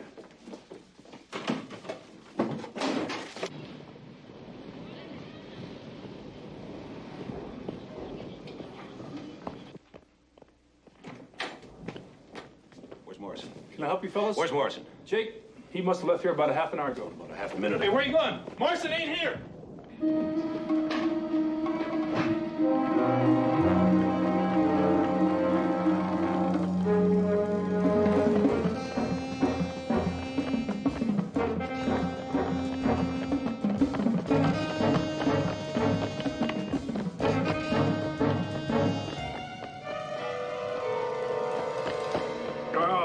I'm afraid that this gentleman and I collided. You are right, monsieur. What is this? Pardon, monsieur. Can a guy jog around the block anymore? You do have a sense of the dramatic, don't you, Jacques? Oh. I don't know what's going on, but you got a case of false arrests on your hands, Commissioner. You notice everybody's concerned with false arrest these days, Sergeant? I just want to talk to you. Why don't we go back to your office? Who is this Frenchy guy, anyway? Foreign exchange program.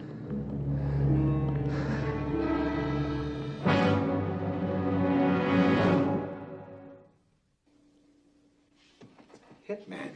What are you talking about, Hitman? What would I know? Because you're smart, Jake. You keep your eyes open. Hey, look, I've been out of the big time 7, 8 years now. If Ray Poole wants to slug it out with the cops, let him make the papers. Me, I'm flying straight these days. I don't know from nothing.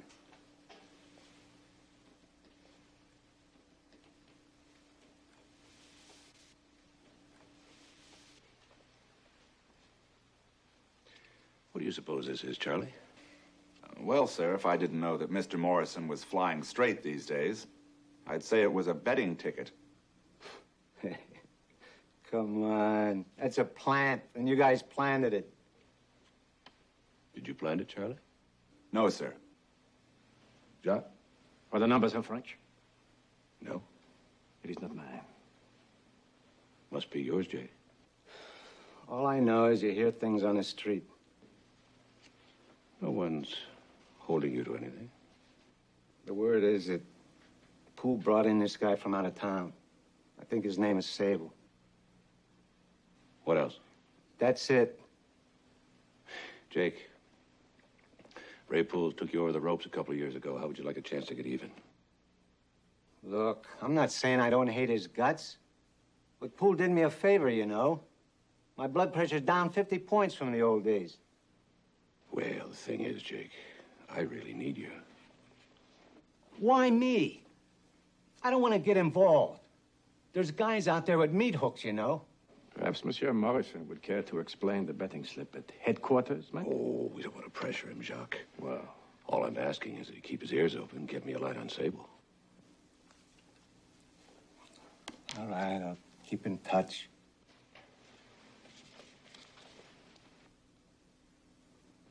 You bet.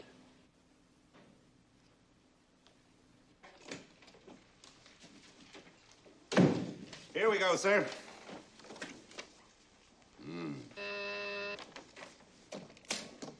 Yes? Send him in. We finally got something on Sable out of Chicago.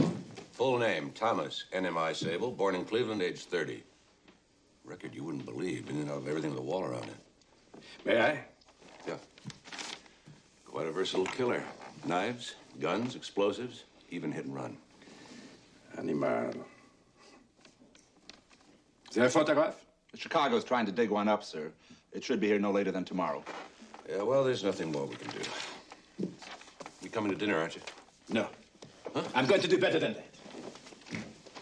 Ha ha ha ha. Sally finally got you. She's a very persuasive woman. You just don't want to miss anything. Well, something like that, yes. You can't come.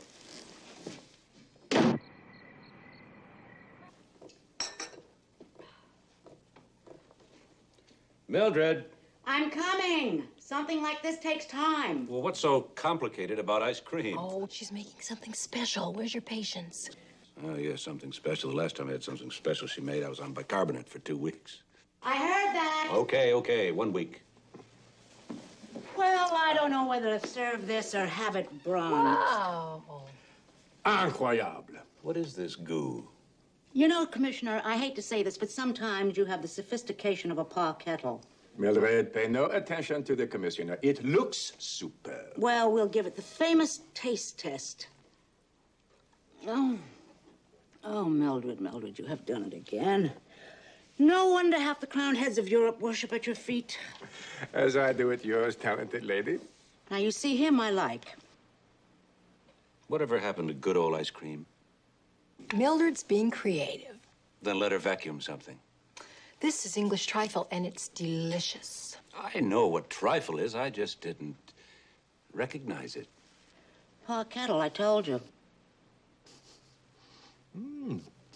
How about a little more for those who appreciate three-star cuisine? Superb, mes absolutement superb. Mademoiselle, may I kiss your hand? Oh, dear. There are rewards in this job. Bon appetit, Inspector. Merci. And bon appetit to almost everyone else. She's fantastic. She is for sale. Excuse me. Hello? Commissioner McMillan? Yes? I wonder if you remember me, Alan Joyce? Yes, of course. Good. My wife and I would like to talk to you. We think, well, that is, Sharon in particular thinks it could be very important. How about tomorrow morning in my office, say around 10:30? That'll be fine. Thank you, Commissioner. We'll see you then. Goodbye.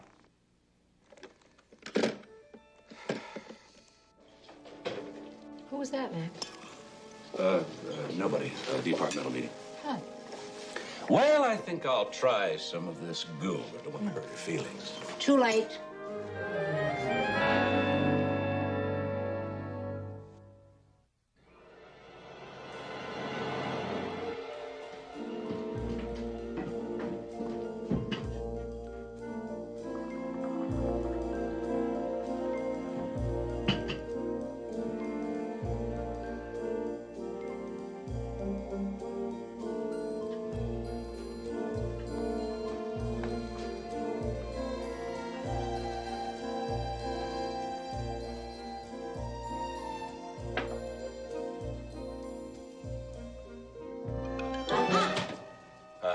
I see you have capitulated. I have not capitulated. I have, however, in a moment of weakness, decided to try it. Ah, well, very well. Tell me what you think, and don't spare my feelings. I think I'll have some eggs. Where are the eggs? Move over, Commissioner. I'll do it. How do you like your eggs? Mildred, I have been known to cook an egg or two in my time. In fact, on those frequent days when you have off, I have perfected a 3-star fried egg and a toasted muffin, which is, in a word, superb. Would you deign to let me toast the muffin? Won't you? Sweet. Ah, last one. One does not slice the English muffin. One separates it in two, thusly. Does one? How nice. Except these won't fit in our toaster. One puts it in the oven. Are we out of eggs again? Look in the 7-day meat keeper. One hesitates to ask why eggs are kept in a 7-day meat keeper. Oh.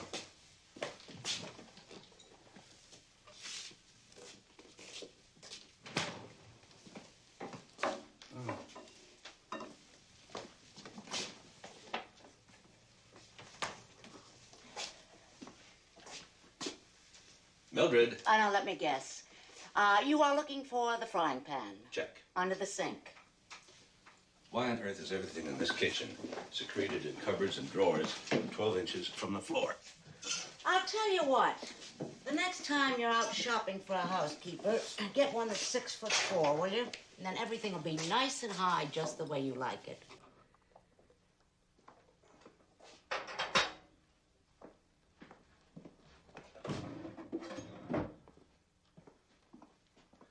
Is Inspector Arnault up yet? Oh, up and out with crack of dawn. Want to know what he had for breakfast?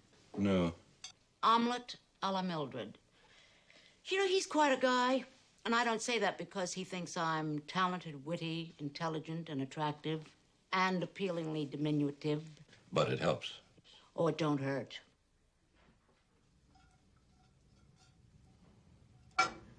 Mildred. Oh, say, I am sorry about that. And I had my heart set on fried eggs and toasted muffins. Yeah, well, why don't you just have the eggs with a side of trifle? Blech. You are a picky eater, aren't you?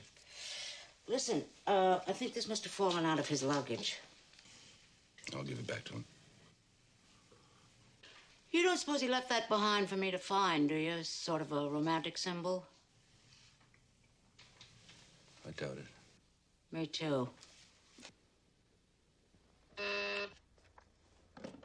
Yes. Mr. and Mrs. Joyce are here, sir. Send them in.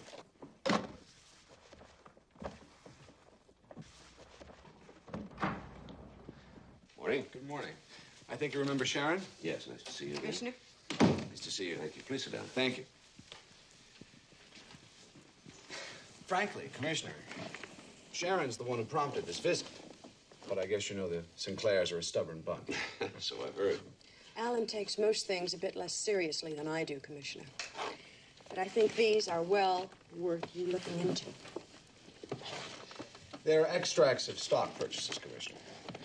Recently, I discovered that a rather large amount of Sinclair stock had been acquired by various holding companies. When Sharon learned about it, she became a little upset. Very upset.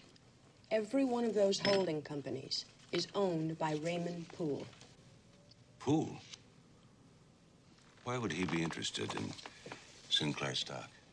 That's exactly the question. Why? Unless he's acquiring a voice in the company. A big voice. Well, I thought control of the company was vested in the family. Well, that's true, but it's a very divided family, Commissioner. Myself and Eileen Cole. My father really isn't a factor in this. Eileen administers his stock. But with his 20% and Eileen's 8%, Miss Eileen Cole has a great deal of power. Are you trying to tell me that Miss Cole is quietly selling off her father's stock? Of course. The same stock that Raymond Poole is buying up just as fast as it hits the market. Well, I'm a little confused. I mean, what you're telling me is not a police matter. Why don't you talk to your father or Miss Cole? Well, that's what I've been saying right along. I still think that Eileen Cole ought to be given a chance to state her case. I am not interested in what Eileen Cole has to say. I'm sure you understand, Commissioner, that I am not fond of Eileen Cole, but that's not the point. I am convinced that she is no less responsible for Maggie's death than Raymond Poole. That's a very strong accusation. Not really. Not if Eileen Cole and Raymond Poole are conspiring to take over the company. You see my point, Commissioner? If I'm right, then the one situation that neither one of them can afford is that court case now pending against Poole. And you know why? Because in the course of the trial, Poole's stock purchases are bound to come out. And you know what's going to happen to Sinclair International when that hits the market? The whole bottom's going to drop right out. In other words, what Sharon's suggesting is that Poole and Eileen Cole conspired to kill you in order to kill the case. I'm sure of it.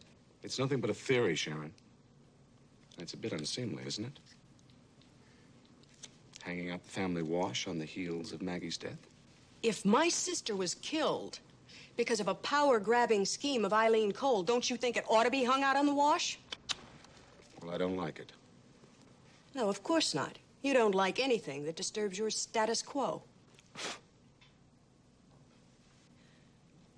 I'm quite sure the commissioner isn't interested in our bickering, Sharon. No. But I'm sure he's interested in justice. Commissioner, there is nothing that I can do with that information. If I go to my father, well, he'll just think I'm acting out of spite and listen to anything that Eileen Cole tells him. And if I go to her, well, she'll just give me a twisted story and then go and cry on my father's shoulder. Commissioner, I'm asking you for your help.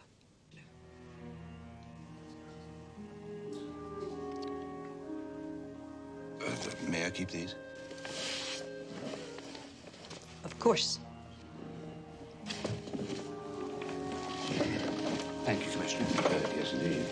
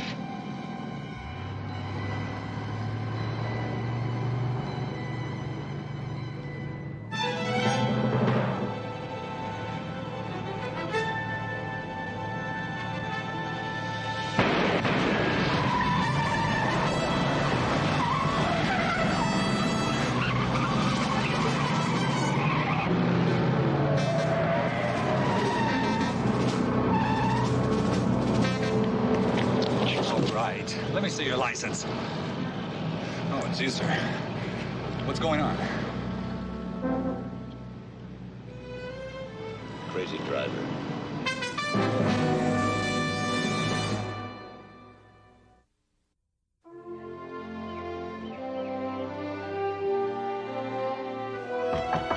Yes.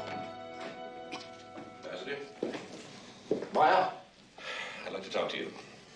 unless you can show some progress, there's nothing to talk about. You shouldn't be up, Jason. Perhaps I've come at the wrong time. Nothing wrong with right now, nothing wrong with me. Well, you're not going to prove anything by standing out. The doctor wants you off your feet. What can he be expected to say? He's paid to make mountains out of molehills. Oh, don't worry about me. This is just one of those little scares that God likes to throw at 73-year-old men. What did you want to see me about, Commissioner? Well, actually, I wanted to talk to you both. What do you know about Raymond Poole? Well, I know he's the lowest form of reptile on this earth. Are you aware that he's been buying up Sinclair stock? Poole? Well, there's no way of controlling the sale of common stock. Now, I'm sure you're aware of that, Commissioner. Frankly, it's been suggested to me that he's been buying family-owned stock. That's a lie! A lie! Do you hear me? Anyone.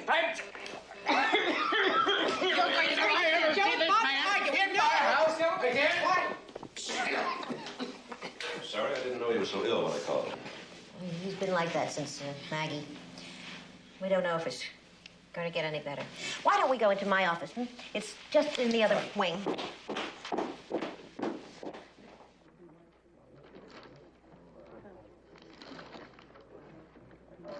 Impressive. It's an unlikely place to headquarter a company. But the ambassador likes to know it's close. Even though he rarely visits this part of the house.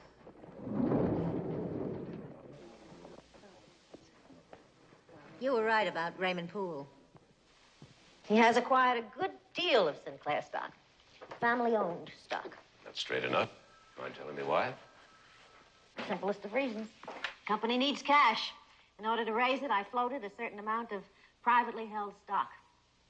But I think there's something that you ought to understand right now. That until this week, I had no idea that the purchasing company that bought the stock was owned by Poole. Let's get down to brass tacks, Commissioner. You wouldn't be here unless you suspected some sort of conspiracy between Poole and Sinclair International. And more specifically, between Poole and me. Well, no such conspiracy exists. If it did, I could easily have manipulated the sale of the ambassador stock rather than my own. The money paid for the stock has been turned over as a personal loan from me. As for Raymond Poole, well, he seems to be investing pretty heavily in the market these days. He's simply happened to invest in Sinclair International. That's all there is to that. I'll say one thing, Miss Cole. If you were planning on taking over the company, this would be a pretty poor way to go about it. Commissioner, there's nothing in this world that I would do to hurt Justin Sinclair. We've had a long and unique association. It's coming to an end. When he goes, I'm going to make Sharon Joyce very happy. I'm going to leave without a word. She did come to you, didn't she?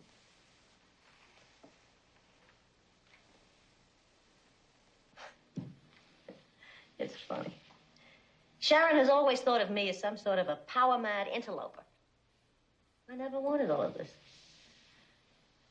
Well, when the ambassador dies, it's all going to be Sharon's. And I won't miss it a bit. You had this all ready for me, didn't you? Well, it was ready for someone. When I discovered that Poole had been buying up our stock, I knew there was room for a misunderstanding, particularly from Sharon. Yes? Oh, just a minute. It's for you, Commissioner. Oh, thank you. Yes. Jake Morrison just called in, sir. He's got something. I'll be there in 30 minutes. Thank you, Miss Cole. You've been very helpful. Well, I'll walk you to the door. No, no, that's not necessary. I know how busy you are. I'll find my way out.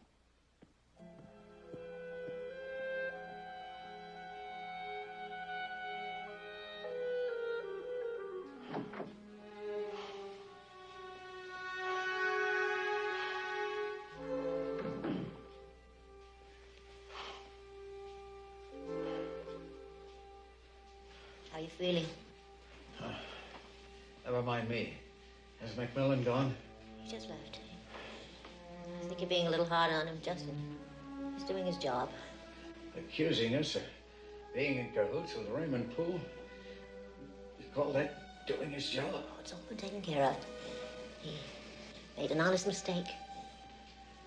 If I thought a man like Poole owned 5 cents worth of Sinclair, I'd never get another night's sleep. I don't want you to do anything. So just take care of yourself.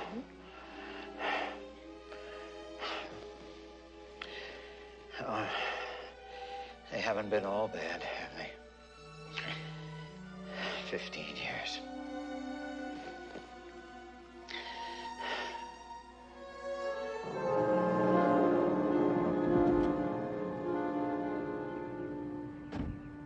Granary? That's Jake's new lifestyle, sir. Any sign of Inspector Arnault? No, sir, not since this morning. He mentioned something about renting a car. I think he went on out to the cemetery, sir. Oh. Did you leave him a message? Yeah, I left a note telling him we'd be here and to meet us here if we got back in time. Oh, and Commissioner, we really lucked out, sir. Chicago sent us a picture of Sable. Aha. Good.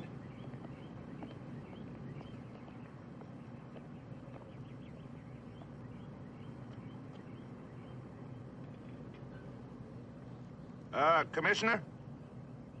Here. Ah, thank you.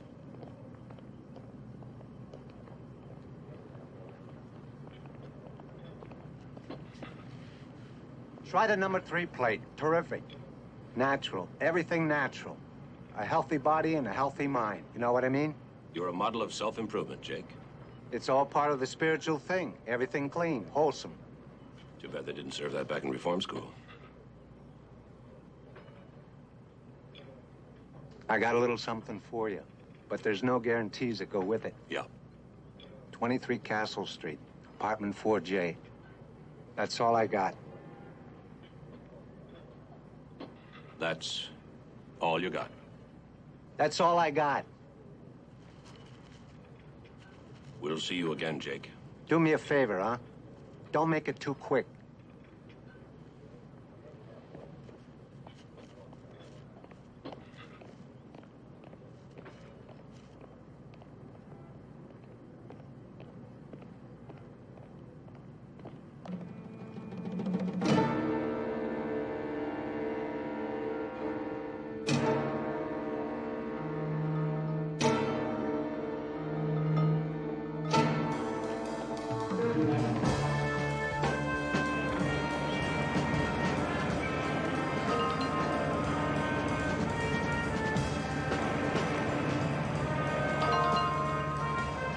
Tail?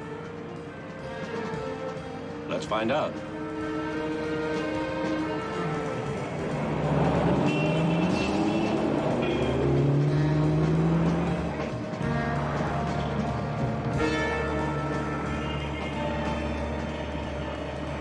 He's pretty good. All right, if he wants to catch us.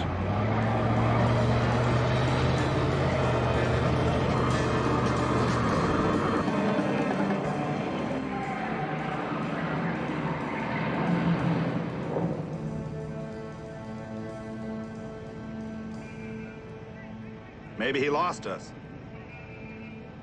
Either that or he's pretty smart. One way or another, we can't sit around here all day.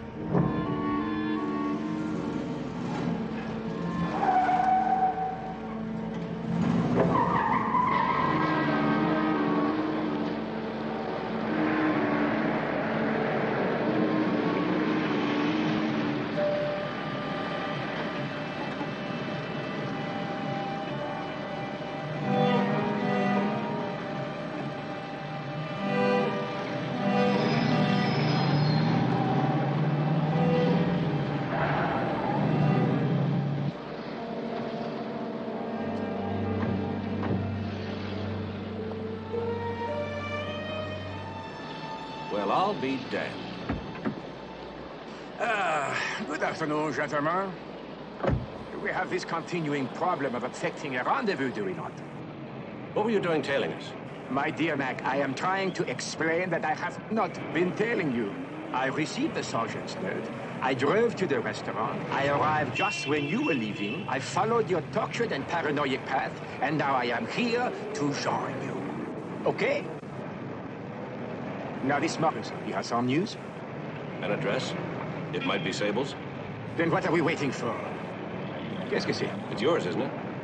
I don't deny it, yes. It's a magnesium-tipped bullet. It not only kills people, it tears people apart. I know what it can do, we Mac, can't use it all here. right? It's against the law. Now, I may feel the same way you do, but I'm trying to run a police department, not a private club for revenge. Do I make myself clear? Sergeant? Could you check the clip for me, if you please?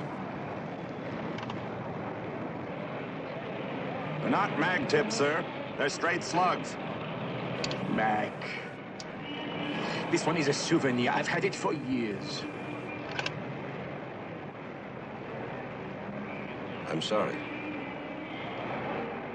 Ça ne fait rien. Well, let us go, eh? No. Your car. Mine costs 12 cents a mile. The French?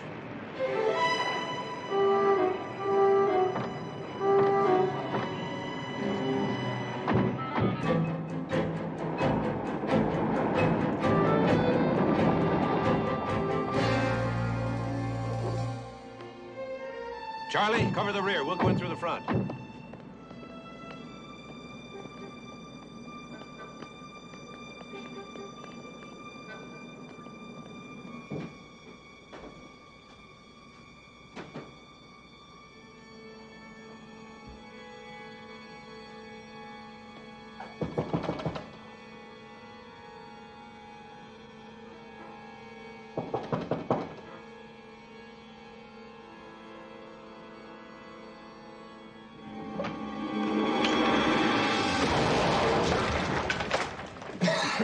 You all right? Yeah. We just heard from Mr. Sable. What was it, Mac? Hand grenade. Opening the door primed it. Not the most original booby trap ever made, but pretty effective. Seems I owe you something, Mac. Thank you. One thing's certain, Sable didn't set this up by himself. Morrison? Let's go pay him a visit.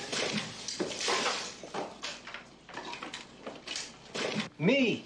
How do you figure me? Because you're the guy that sent us there. That's crazy. You think I'd set you up and still be sitting here? I'd be in Alaska by now. Not if you didn't expect us to live. Look, McMillan, you squeeze me and I go out and I hustle up information. And I told you right out there was no guarantee on it.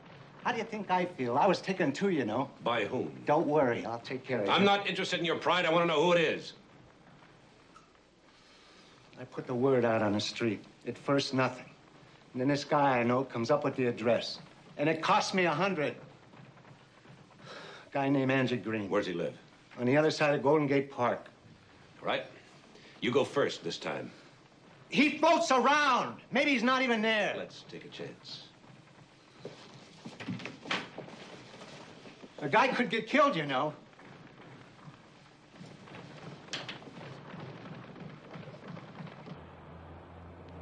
Thing I can't figure out is this guy's been solid. He comes to you with something and you go with it. I know Angie Green. He served 2 times for burglary. He's a runner, a dealer, a pimp, you name it. In other words, a quality citizen. Just the kind you can depend on.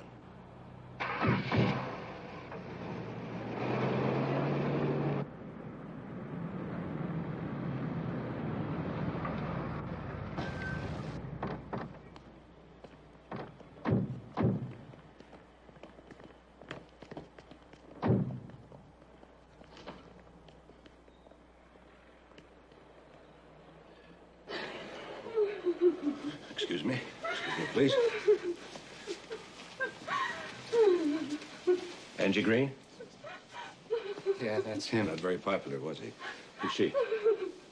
His girlfriend. She lives here. You're the police? I called the police. Yeah, what happened? She came home from work a little while ago. Found him just the way you see him. She started screaming. I came in. Then I called the police. Mac. Yeah. We'll have the lab take it. What's wrong?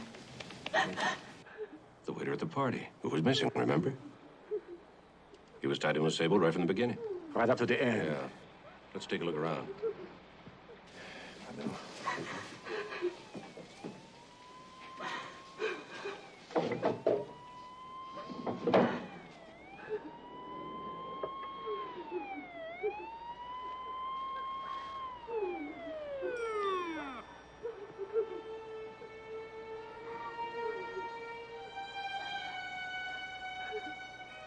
Jack?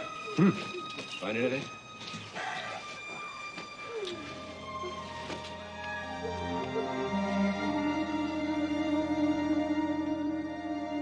McMillan, you find yourself another seeing-eye dog. This guy Sable's a maniac, and maybe he ain't too happy with me. You know what I mean? He won't hurt you. You don't know enough. Yeah? I don't see it in writing. So if you want to lock me up, that's okay. Otherwise, I'm getting out of this place for a while. All right, you can go.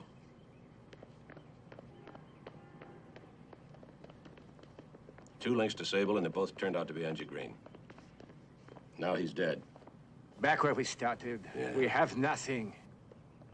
Let's go back to the office. No, you go ahead, Mac. I have the rental car to pick up, and perhaps I'll walk for a while.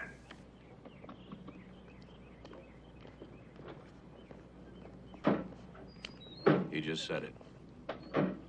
We got nothing. Well, I know something we can do. Get the word out on the streets. The police are planning a series of massive raids and arrests. The whole city is going to be turned upside down. It's going to stay that way until Sable is out of the way. Use every pipeline you can. That'll flush him out.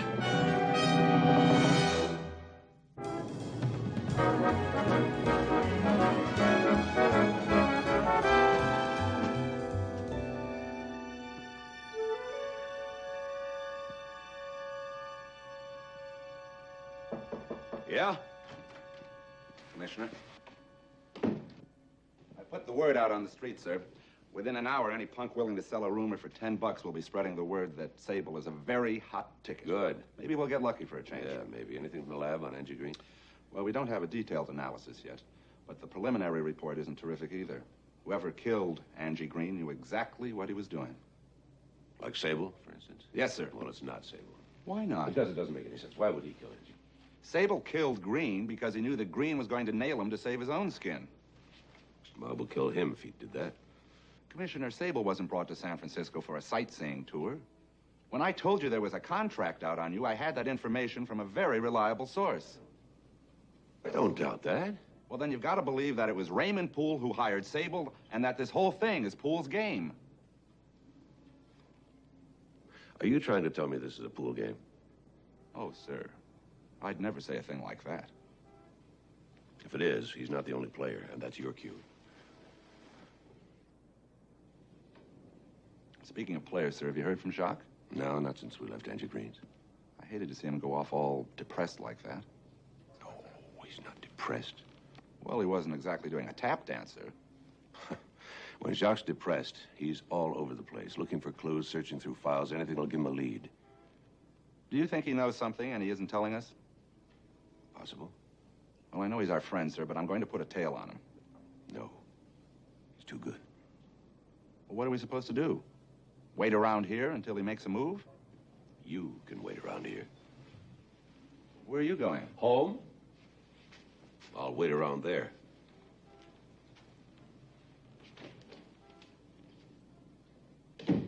Pool game?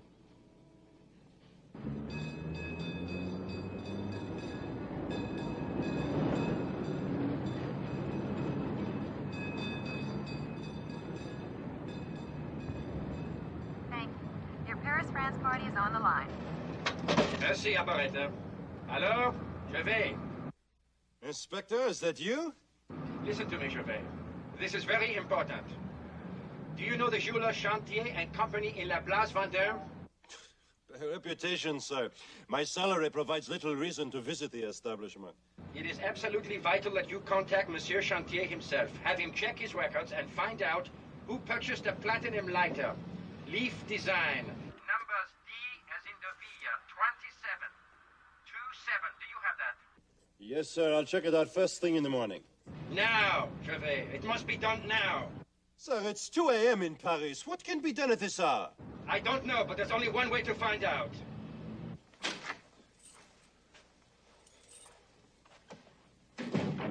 Hi. Hi. You're early. Uh-oh. Mm-hmm. Looks like I'm in for a long, moody evening. What happened?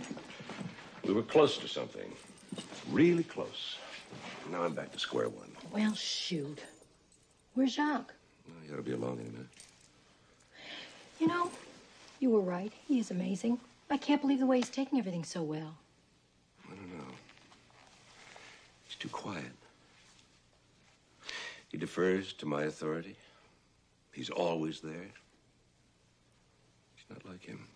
I'm afraid that he'll go off like a time bomb once all this is settled. He's a pro. You told me that yourself. The shock is beginning to wear off. He's getting, I don't know what it is, angry. I don't know. It scares me. I'm beat. You want a drink? Yes. Triple martini. What's for dinner? Funny you should ask about dinner, Commissioner. It's only 5 o'clock. Go get the drink. What's so funny about that? Well, last night I said, Mildred, lift these people on wings of your culinary genius. And what was the result? A 3-star trifle. I know. Crowned heads of Europe and all that. But tonight I didn't have the call. You didn't have the call. I didn't make dinner. No dinner. Well, of course there's dinner. It ought to be here any minute. You are not going to say... Fender's Fish and Chips. She said it anyway. Fender's Fish and Chips.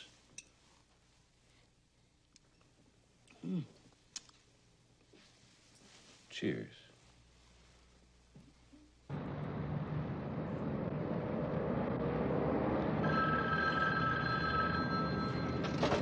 Hello. Yes, this is he. Inspector, absolutely no luck, sir. I finally got through to Madame Chantier. It seems Monsieur Chantier is out of town. Madame said he'd be back in the shop by morning. Doesn't she know where he is? Well, not really, sir. She is convinced that Monsieur Chantier is with his mistress, whom she does not know, but whom she intends to shoot at some future date. Contact Monsieur Chantier the first thing when he arrives in the morning. When you have something, call me at 536-6674, Commissioner McMillan's home number. And don't worry about the time. Call me. Inspector, is something seriously wrong? Good night, Gervais.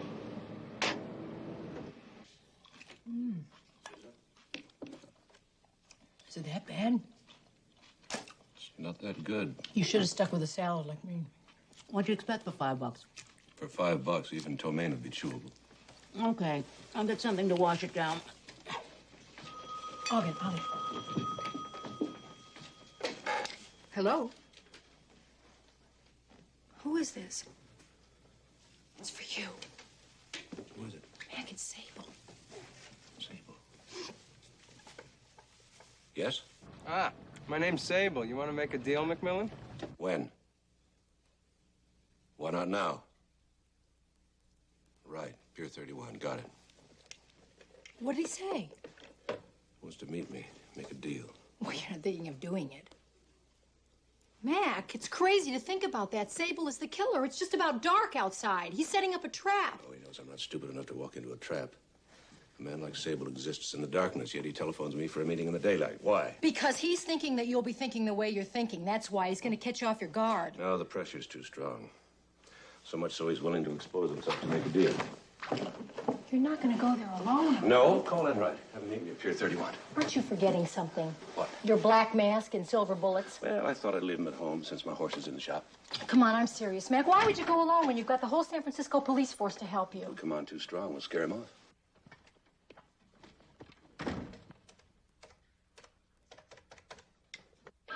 How could Red Riding Hood have been so very good and still kept the wolf from the door? Father and mother, she had none. So where in the world did the money come from? Pray let me ask it, who filled her basket? The storybooks never tell. Bum, bum, bum. They say that she was the nicest of girls. Bum, bum, bum, bum. Come on, Sergeant.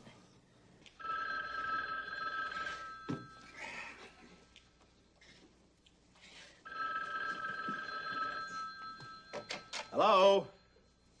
Hello? Jacques, I'm so glad wanted your back. What happened? Listen, Sable called. He wanted to make a deal. Mac went to meet him. Tell me where. You'll never find it alone. I'll take you there. I better try Sergeant Enright one more time before we go.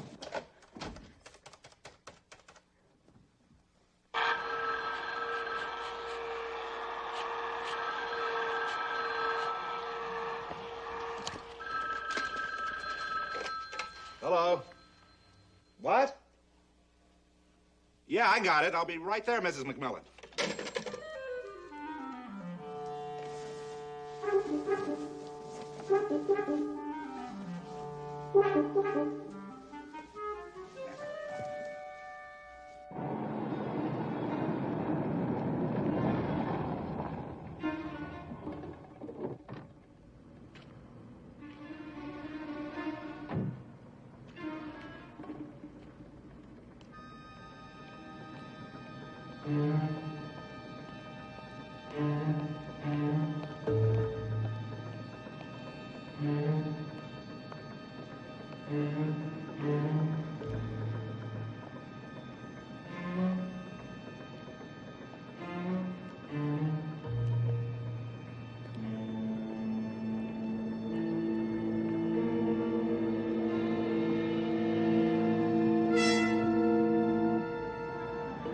There's Mac's car. He must be on the pier. Sally, I want you to leave. Oh, no. No way. Please keep out of sight and lock the car. Good luck, Jacques. Thank you.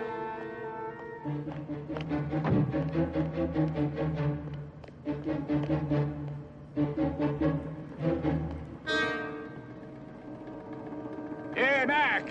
Look out!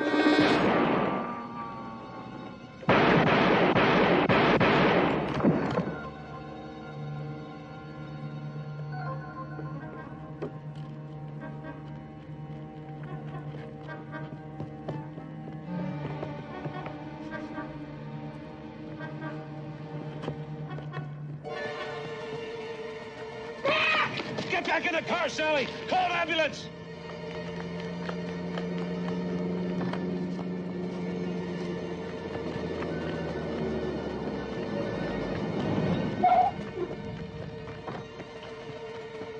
Hey!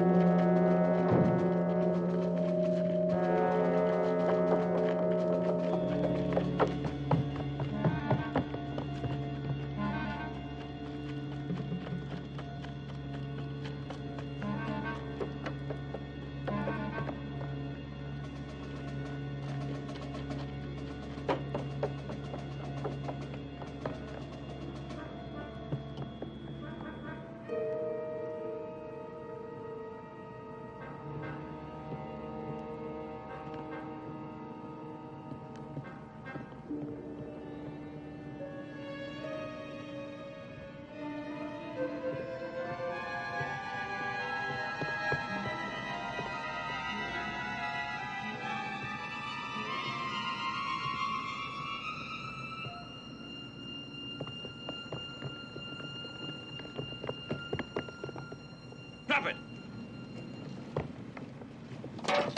Commissioner, Mrs. McMillan said that she and Inspector Arnaud were on their way here. Where are they, sir? She's back at Pier 31. She's all right, but Sable here just shot the inspector. Wait a minute, I didn't shoot anybody. You got it all wrong. I saw it. You didn't see anything.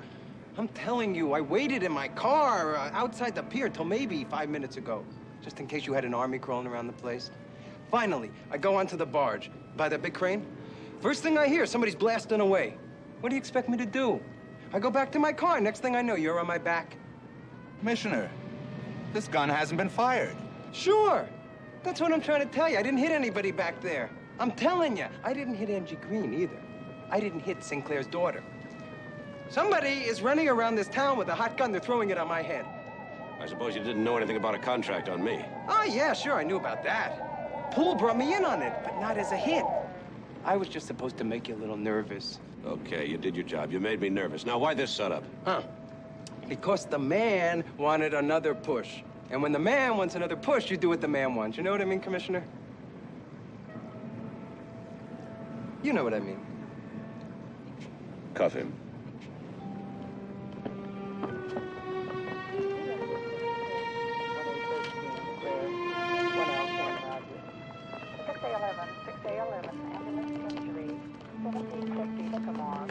gonna make it? We don't know yet.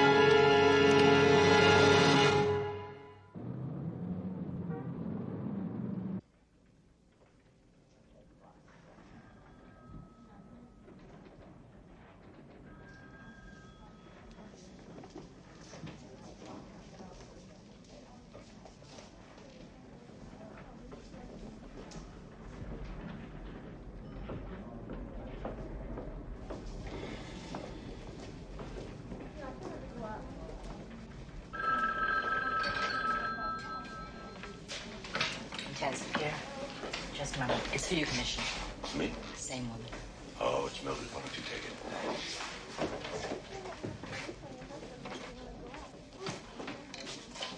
Hi, Mildred. Wait a minute. Do you have a pencil and paper I could borrow? Sure. We don't know yet. We're still waiting to hear. Okay. Uh-huh. Slow down low.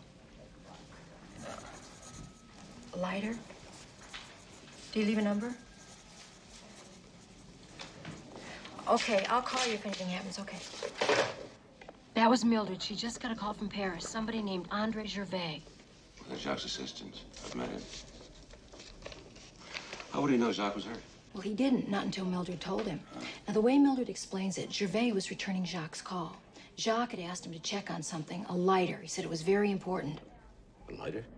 A platinum lighter. Now, he described it to him. He told him to go to an exclusive jeweler's in Paris and check it out. He did. Now he's got the information, but he doesn't know what to do with it because Jacques can't talk to him. He thought maybe you might be able to help him.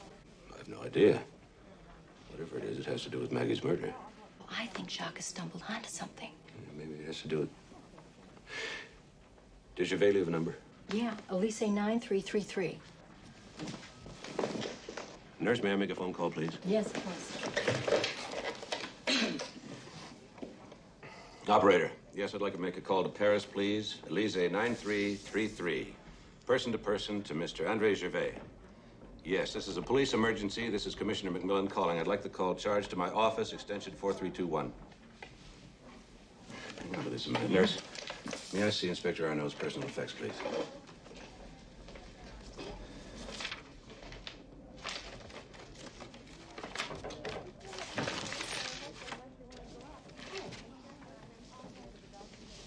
I thought I used a gun.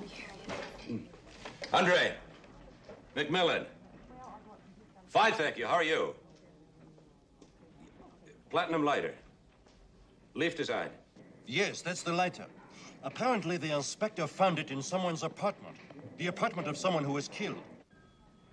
MG Green. Nothing. Go on. I visited the jewelry shop this morning. It seems the lighter was one of two items purchased that day by Madame Arnaud. The other was a necklace, also engraved with a leaf design. Who did you say that was? Madame Arnaud. Of course, this was some time before she and the inspector were married, so perhaps I should have said Mademoiselle Sinclair. In any event, the necklace was purchased for herself. The lighter was sent out as a gift. A gift? Do you know to whom? Oh, you're sure? You're not mistaken.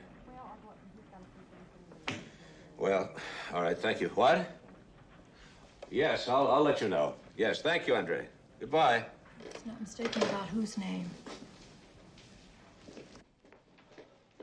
Doctor. Oh, Commissioner, we got the bullet out. It's gonna be close. We won't know anything for a few hours. Oh, no, he's tougher than you. Oh, Commissioner. How's the inspector doing? Well, bullets out. That's about all. We have to go someplace. Charlie, can you stay here for a while? I'll be fine. Oh, wait, I forgot. I got the egg salad that you wanted. They only had tuna fish on egg Charlie. bread.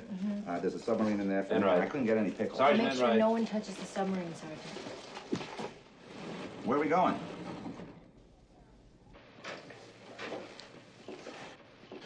Ambassador, sorry to bother you again. Let me do the apologizing, Commissioner. I've been pretty crusty. We heard about Jacques. How is he? He's out of the operating room. We'll have to keep our fingers crossed. When does it stop? Are we destroying whole families these days? Ambassador, we're starting to get some of the answers, but a lot of what we don't know revolves around this lighter. Some time ago, Maggie bought this lighter in Paris. Do you recognize it? Of course. She sent it to me for my birthday. Must have been 2 or 3 years ago. What is it? I don't understand. Maggie's murderer had an accomplice. The accomplice ended up with that lighter. How did he get it? I didn't keep it. The doctor ordered me to stop smoking, so I gave it away.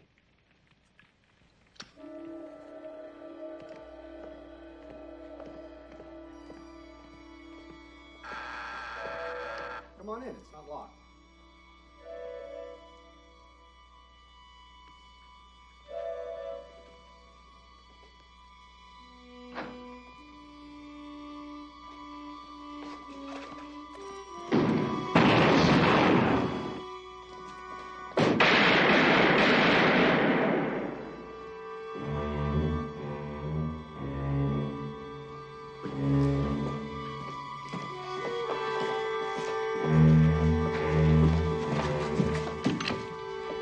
All right, come in here.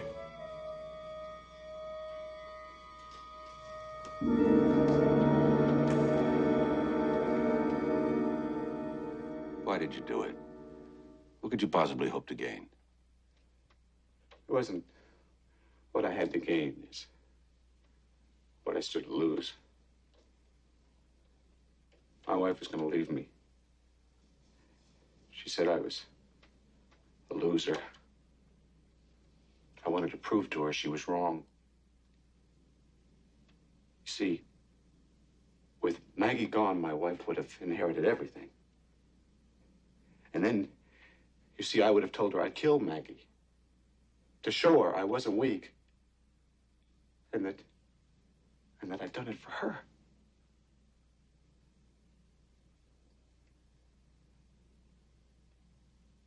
You do see, don't you, Commissioner? I only did it for my wife. She was right. You are a loser.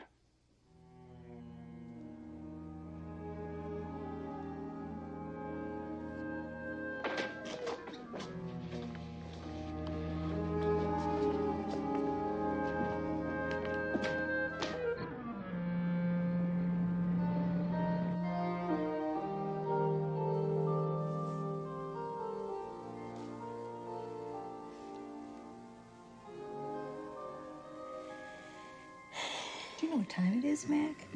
Time for the rooster to crow. I'm still wide awake. Yeah, so am I. You know, there's one thing I still don't understand. You know the waiter that was killed? Arnie Green? Angie Green. How did he get the lighter? Well, to begin with, he was a compulsive thief. Joyce thought he'd lost it. Green grabbed it when they had one of their meetings. Alan Joyce. I still can't believe it. He's so mild and inoffensive. Sometimes those are the people you have to worry about. Killing Maggie gave him a new lease on life. Boy, when he set that booby trap, he must have been in seventh heaven. A very sick seventh heaven. How did he know you were meeting Sable? You know, if Jacques hadn't shown up when he did, you would have been Alan Joyce's third victim. And Sable would have been blamed again. I think it was merely a lot of pressure building up. Thought it was time to get rid of me. What's going to happen to Poole?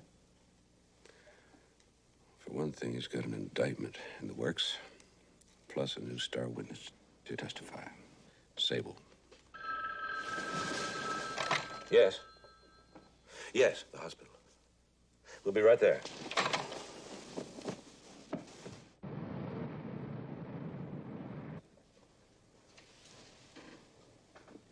Hello, Jacques.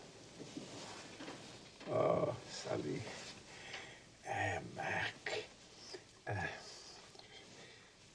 Tu vas bien. Tu vas très bien. Me too. We did it. We finally worked together. You know, Mac, I was thinking, the night of the party, remember when I told you I had doubts about marriage? You were right. Would have worked out fine. That's it, Commissioner. I shouldn't have let you in there. Listen, Mildred sends her love, and she says you better hurry up and get better because she's working on a 5-star menu. Oh, good. She can make up for Fender's fish and chips. Well, you're not.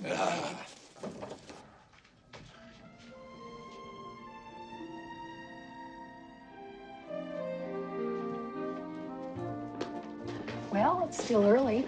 You want to go home and cuddle? Or we can go down to the wharf, have a nice, huge breakfast. Here. Call her. Tails.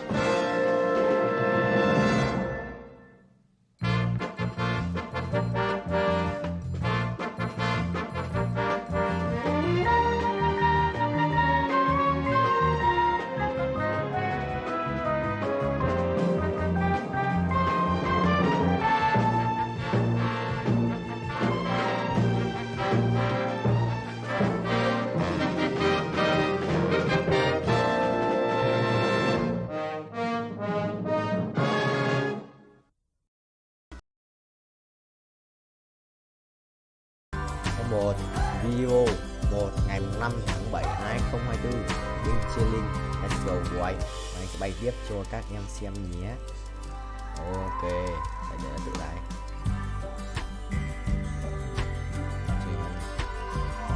Anh sẽ khiển một chút. Anh sẽ kiếm 50 củ để 50 củ để luôn tiếp lên chiến sĩ nhất. Ê, nếu lái được thẳng quá, chôn quá. Lái thẳng rồi.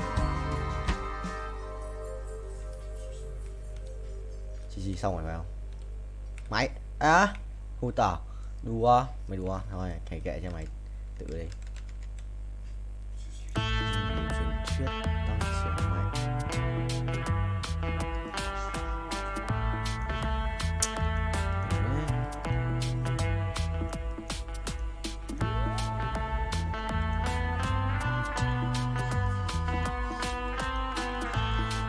Xa sử binh nhé.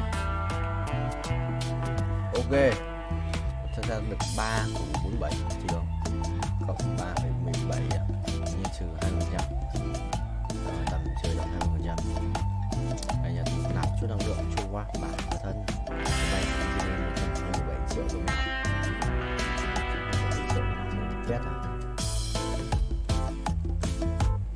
Đây chơi lên ở đây đuổi 2 cái màu vàng. Rồi xong 7 kéo ấy.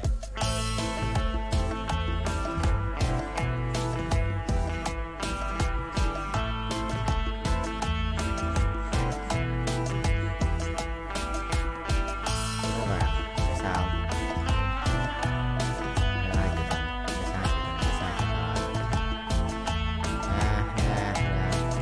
Nộp.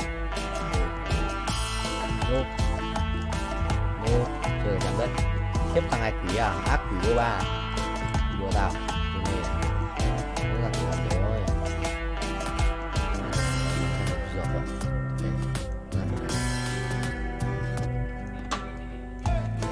Chết rồi. Đi kìa. 2 phút rồi. 2 phút hơn của pháo. Mày. Đấy. Mày. Cộng 10 cho thầy.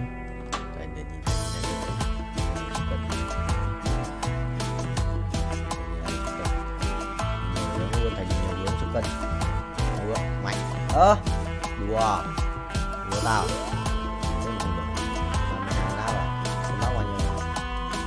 rồi đấy ngã chéo mà thêm một được 16 mà được rồi đâu 2 3 cái viên Bình bao nhiêu? 5 mở, ui 50%. 35 mở.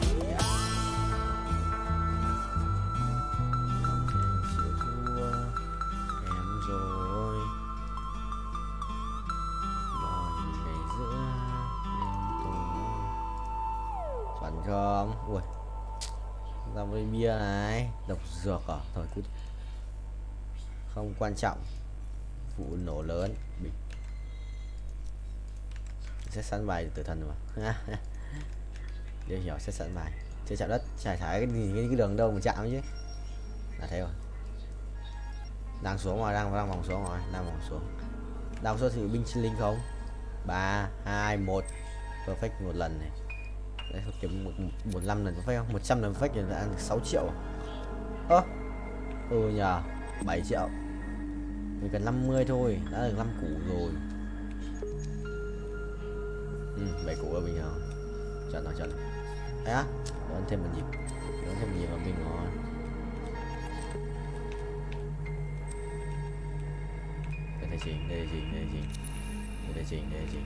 Để chỉnh. Ok. Không được.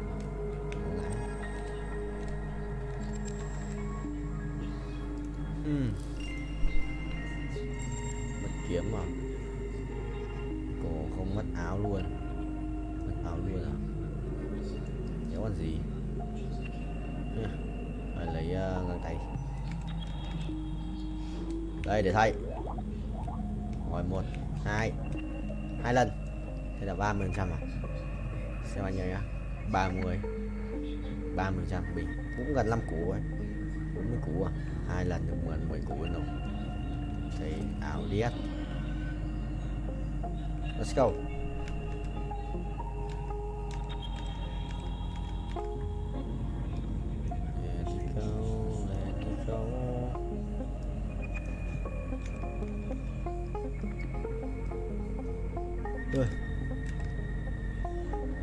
Một chiếc binh chi linh không vậy. Bánh 7 láp à? Vậy 456 triệu coin để rebirth tiếp à? Sợ khó đấy. Anh cần 50 củ này phải chừng. Ui 40 củ tròn. Kiếm tiền từ điêu ấy. Một lần perfect này. Một lần perfect.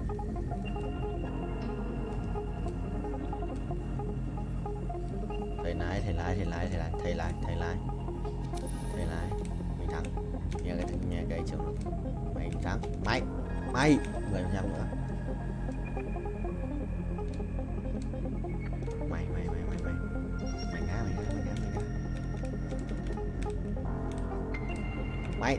Mày không được. Đùa tao. Xuống không. Xuống 7 bánh ơi. Nếu được rồi. Chọn nhớ nhỉ.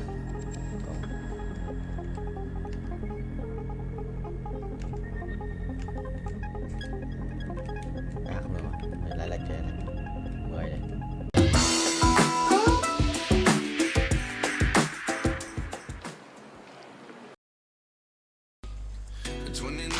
Vai phun sợ cờ si chi gai bay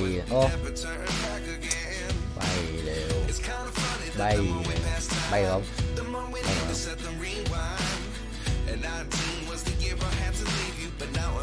ok không rồi bao nhiêu phút đây 00385 không mất tích này.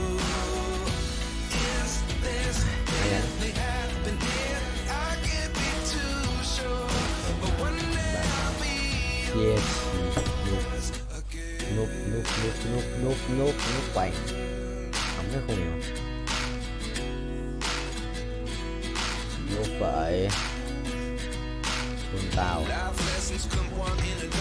ê cái con bằng tiền hỏi chấm mà mấy con bằng tiền hỏi chấm hết không biết là bao nhiêu củ quay tài là lúc đó mới được và cái này ơi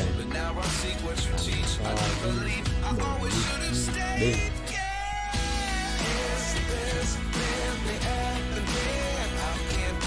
vợ ấy. Đây ngủ đắp thì làm sao vậy?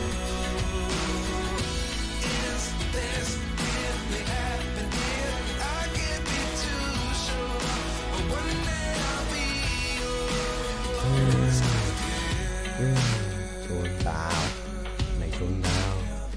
Mày thích làm hỏng cho mình không? Lợn này. Xiềng vang với trang bị đặc sắc xong. Rồi tôi định tôi chơi. Tính Timor, đánh con bài Timor. Timor, búp skin. Timor. Quá cay xa nhá. Nhưng mà có ấn độ được. Để dành Timor. Timor số gì.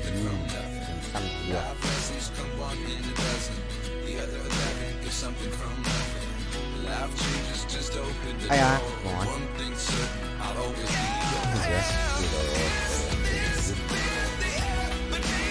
Thôi này là chắc tôi phải đỡ đau rồi. Xoay lưng, tay xa rồi, đỡ đau. Đau hai là đau. Ba là đau nữa. Ba là đau. Hai cái lực cũng vậy. Đây.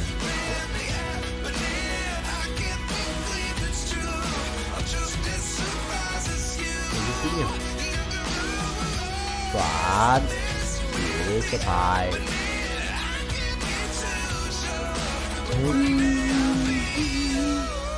chia gai nước này phải để cho tự bay.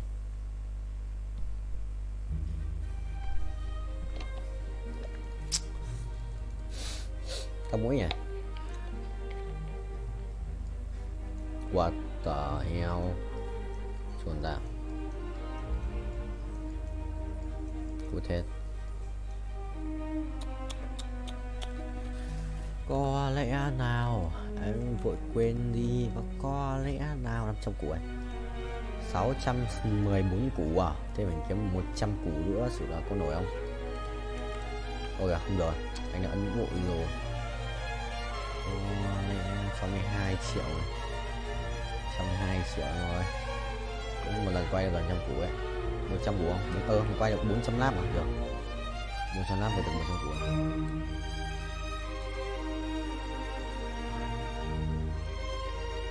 Nước mình bù nào. Vương miện định mệnh. Rồi xong, biết đánh mày gì rồi? Đánh mày gì rồi, biết đánh mày gì rồi? Để nhặt bài á.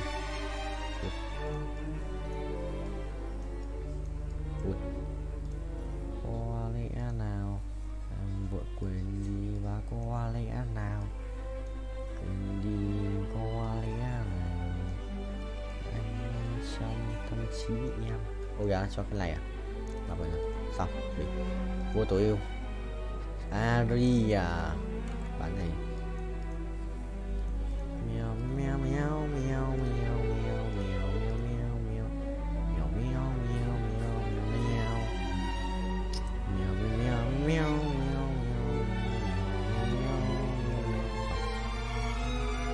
mày mà phải đét không đẹp 598 củ chưa đủ, chưa phải là tất cả.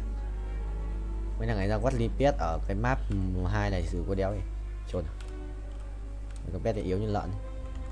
Anh khinh yes khinh beat ITCS big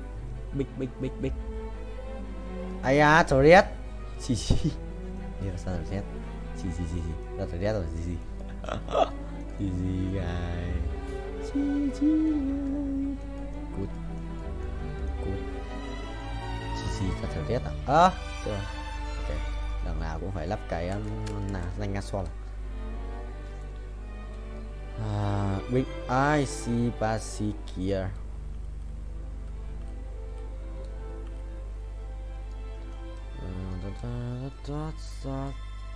ủa Sơn bố Hiếu béo đang playing Space War cái gì vậy?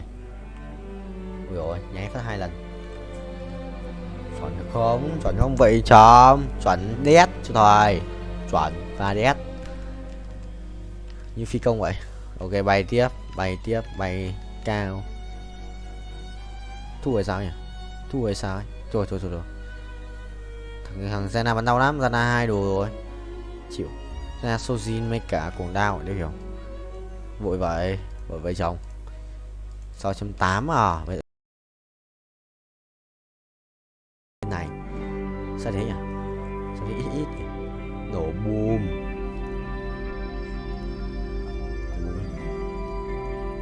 Chuẩn không mày? Chuẩn rồi. Không quá rồi.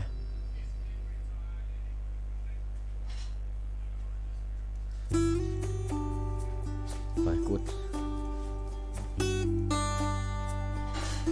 Xong, cút. Mèo mèo mèo mèo mèo mèo mèo. Cái gì đấy? Lò đắc bù làm mau vậy. Chuẩn không vậy. Để lái nha, thầy lái tốc độ cao xem con lái không. Từ mày ấy á, xít được. So ride a cat in high speed đấy.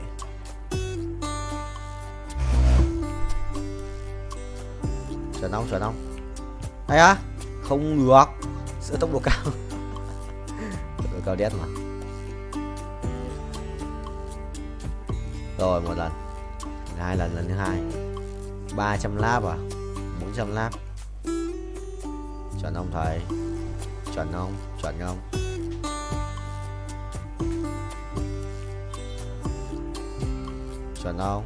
không? Ui tốc độ cao đấy. 378 lap chứ 400. Hay à, bắt đầu thua. Mày khỏe đấy.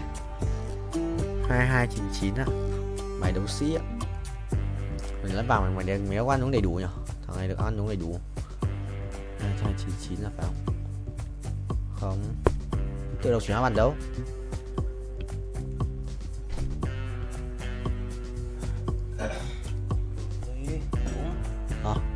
Đúng đi em. Đúng.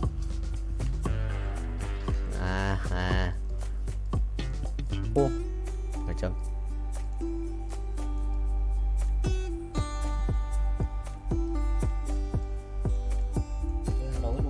Này em. Full rồi. Chuẩn bị ăn đi sang xuống dưới.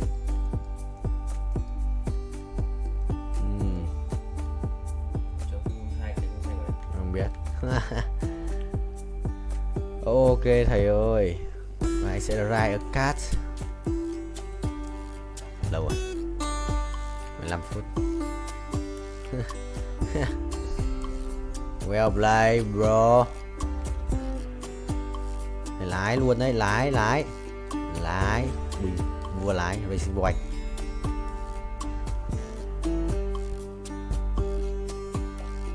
Nhốt luôn. Chết không? Ngồi đi. Đéo đi à? Vào nó kèm rất cho linh. Đéo đủ mana để chết. Phải không? Cũng là khỏe rồi ra. Đánh bài gì với cả Nautilus 2. Cảnh vệ này. 3 cảnh vệ rồi. 4 cảnh vệ. Cảnh vệ 2 luôn. Còn biết. Tưởng ra cái gì á? Có cảnh vệ à? Ui, bài này đánh As cảnh vệ nhờ. Hóa cung xanh à? Được phết.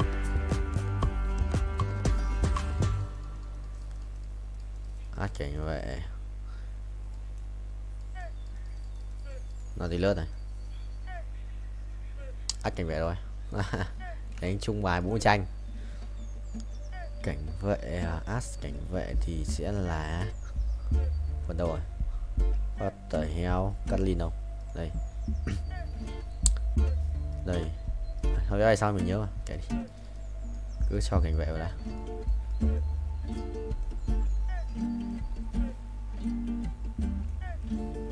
Bùi gỡ.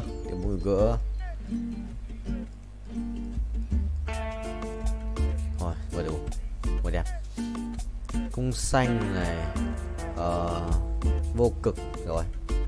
Cung xanh vô cực với cả cuồng đao à? Dấu có cuồng đao, xít quá. Chắc là chim quá rồi. Chắc thế. 82 máu à? Trốn nhỉ? Sẽ một chút trốn đấy. Mình sẽ lái cái này trước. Ok. Tốc độ cao đét. Ok được rồi.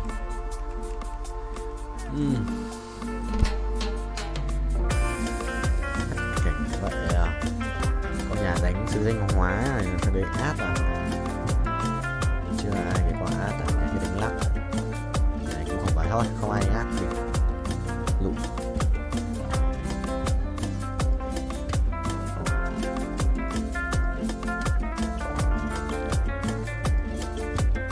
Lụm Nissan luôn mà có gì đấy. Xin ra chơi.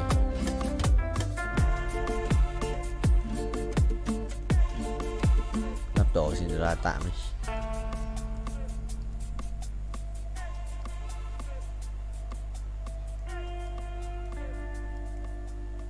Sila là ra tỷ đấu sĩ này, mình đánh thì nhầm, trở thành đấu sĩ tiếp và ra 1 tỷ ấy.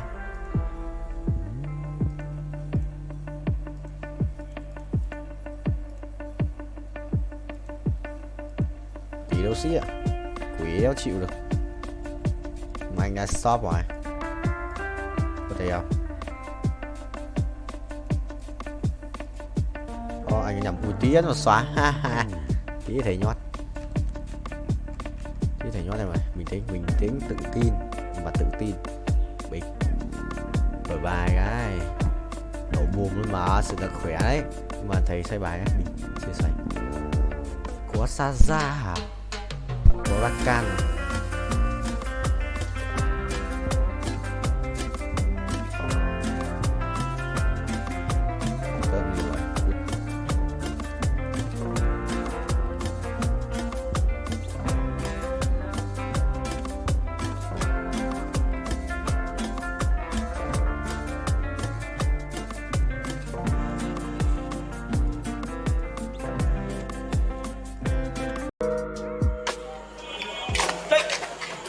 তুমি ডরাইছেন? ডরাবো কেন? মাগের এরকম আটকা মায়া মনে সামনে চলে আসলে তো একটু চিন্তা লাগেই। আর কালকে আবার তোমার মামার সাথে চ্যালেঞ্জ, বইলা এসো শেষবার মতো চুলদারি আশ্রয় আসতে। শুনেন, কালকের খেলায় আপনি হারবেন। বাবা, কনফিডেন্স দেখছো মেয়ে। যদি না হারছেন তাহলে কিন্তু বললাম এটা দিয়ে আমি আমার হাতে আপনার নাম লিখুন। মানে তো তখনই বুঝবেন যখন এটার দায় আপনার উপর পড়ব। সরেন। আরে ভাই, নাম লিখবা মানে? কি মুসিবতে বললাম, জিততে না পারে এখন 2 নাম্বারই।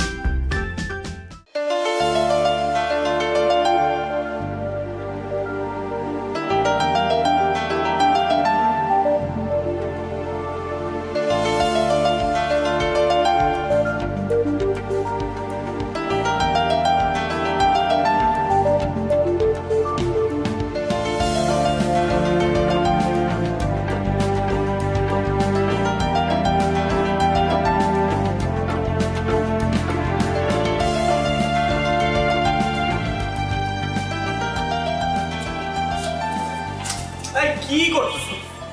এটা কি করলি তুই মামা বলতো? শেষ পর্যন্ত ওই হাবলু মামার কাছে। সরি বলছি তো, মিস্টেক হয়েছে। আর এটা খেলা না, খেলাতে হার জিত থাকি। এই কথা তুই বলতেছিস? 3 বারের চ্যাম্পিয়ন নিলয় বলতেছে এই কথা, শেষ পর্যন্ত খেলায় হার জিত থাকেই। হ্যাঁ বলতেছি। এবার হয় না আগামীবার হইব। আর শোন আমাদের না বয়স বেশি হয়ে গেছে, ঠিক আছে? এখন এটা জুনিয়রদের করা কাম, আমরা অনেক সিনিয়র হয়ে গেছি। এই দাঁড়া জুনিয়র, হ্যাঁ? কোন অ্যাঙ্গেল ওই হাবলু মামার তো জুনিয়র মনে হইলো কত দেখি?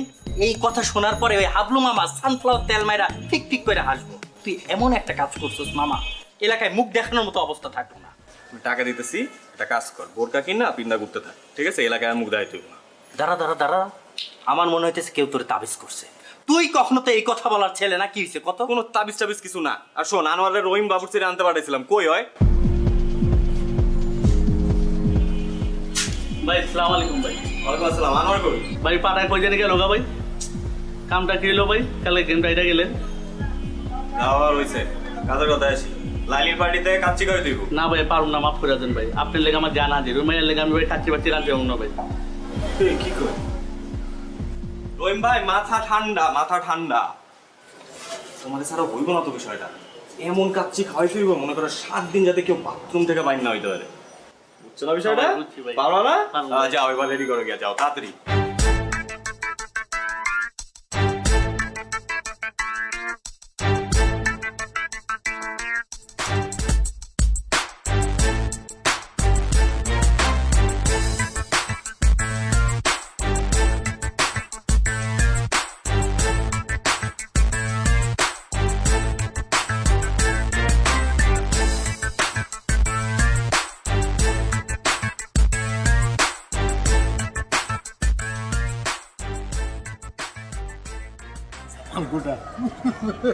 একটু বড় খবর হইব।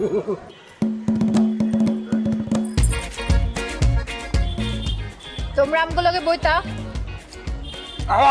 আরে আমরা তো খাবোই, আগে আপ্যায়নটা করে নেই। পুরান ঢাকার ট্রেডিশন তো আপ্যায়ন করা, কি মামা? এই তো দুধ লাইনে আইছো, এরকম লাইনে থাকলে তো কোনো সমস্যা হইতো না। খুব তো কইছিল খেলার কথা, এখন বুঝছো খেলা কি? এখন একদম ক্লিয়ার মামা। আপনার একটু কাছে দিই। আলু দিই, আলু আলু। না আলু না, গোস্ত দাও, গোস্ত দাও। এই যে গোস্ত দিই। অনেক মজা হয়েছে।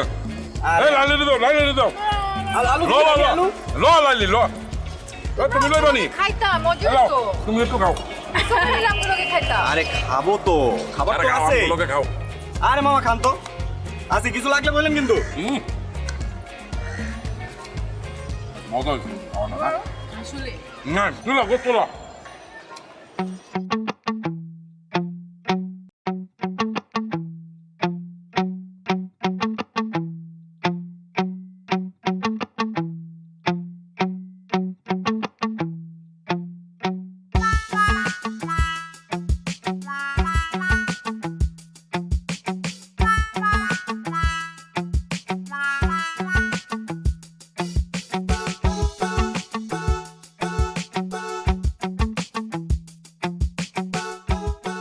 এইবার লইয়া কয়বার হয়েছে?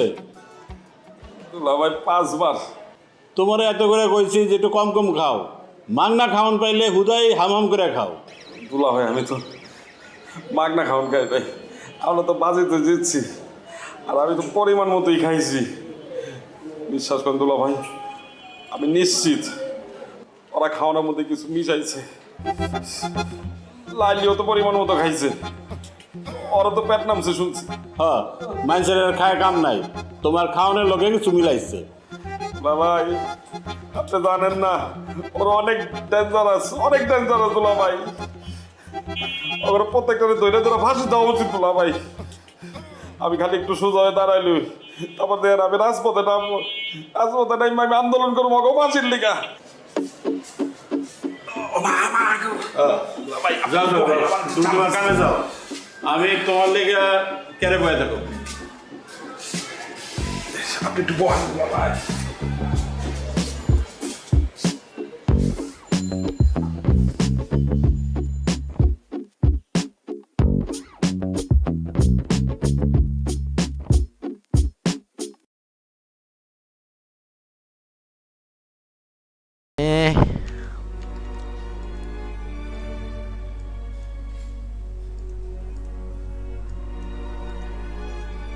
Rồi xong nhiệm vụ đây.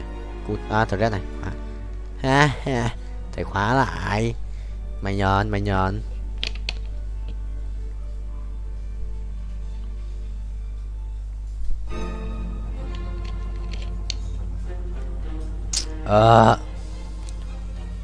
Good landing.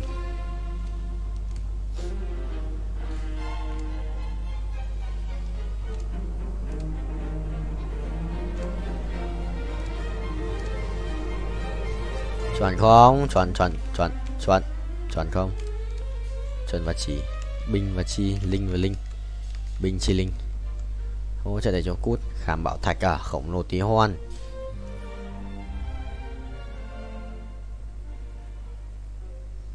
What the hell?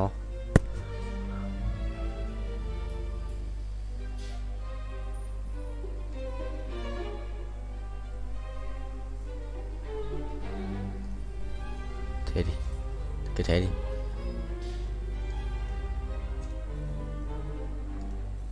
Ô, what the hell? Cái gì đây? Trốn đâu? Không leo lối được. Okay. Trốn bro. Cô chưa có đồ rồi. Mày xin ra mà trốn đâu? Mấy chấm là xin ra 51 à? Còn 9 phút nữa thấy xong chỉ cần là đeo rồi. Bình. Mèo mèo mèo mèo mèo bay lên cao như con cao. Bay lên cao như con cao. Ui khỏe đấy. Bài này khỏe điết. Chịu rồi. Tao đi Lego nhảy lên đéo em đánh. 74 máu à, xin ra rồi. Sự là binh chi và linh ấy. Ô cái gì đấy? Ấn thuật sĩ à? Tam hợp là rồi. À kêu. Rồi không ai tranh bài.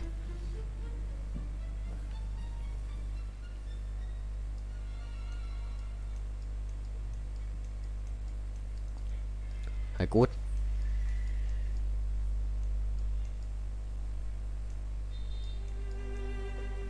Cút ngay. Rồi xong. Thread 2 à?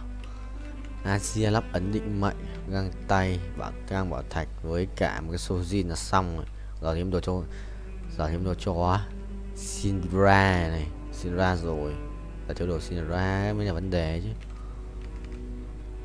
Đi chợ nhà thôi, đi chợ giờ sẽ cần gì trước, giờ mình sẽ cần một cái cung hoặc là một cái mũ phù thủy ngay lập tức. À thằng đánh bộ khởi đầu à? Cũng ghê. Mai thắng. Mai thắng. Sau 5 giây thì mai thắng. 453 củ mà anh chưa đủ tiền, anh thiếu cận 250 củ nữa. 254 củ. Sợ đất và đồ đấy. Nhặt thêm chi chút năng lượng ra cho binh. Bay lên cao như con cao. Wow wow wow wow wow wow. Cút rồi. Ui xin ra. Nhưng mà lại là một cái đai máu. Rồi mất cái cung thôi lấy xin ra. Này một con xin ra thứ hai. Thôi kệ đi. Bây giờ là Pandora lõi sau. Vua rồi. Chắc thế. Còn đồ cho on nhở. Đéo đánh on nữa thành thằng Red 3 đấy. Nhưng mà on nhảy đồ. Nào kẹt thôi. Quên mất. I'm sorry bro.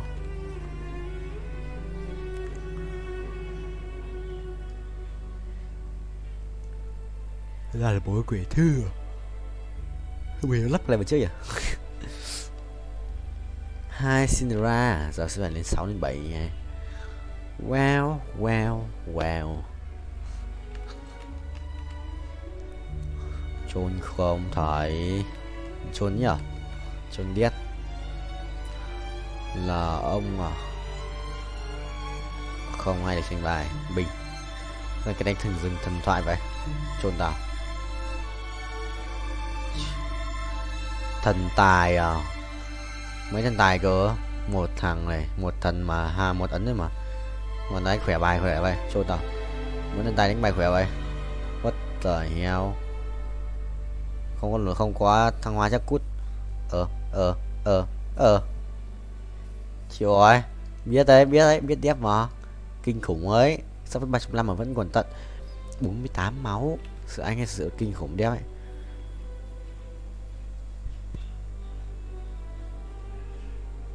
Có mấy vàng cho 5 vàng cũng đuổi. Rồi xong. Cái gì cơ?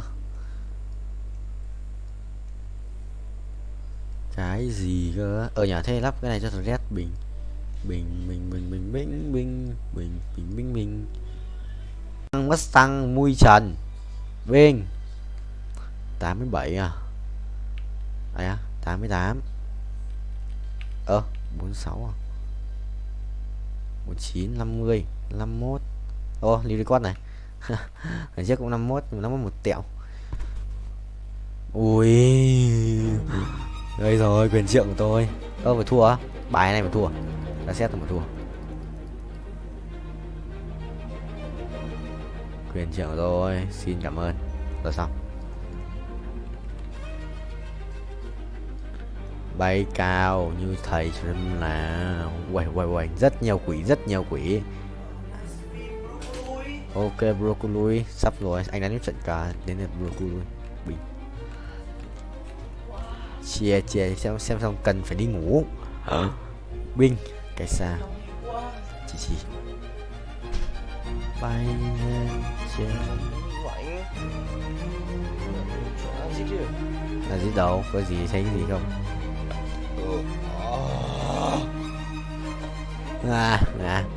Nó không ra mắc file được rồi. Chắc ra cách xa không ra mắc file đâu. Thầy sẽ lái binh chê linh cái bay 400 lap ở Go 2. Thầy đang cày tiền để đi bớt lên 7. Nốt lần này lên 7 đã quay về Go 3. Thầy bay tốc độ mà ác ma ác quỷ. Wow.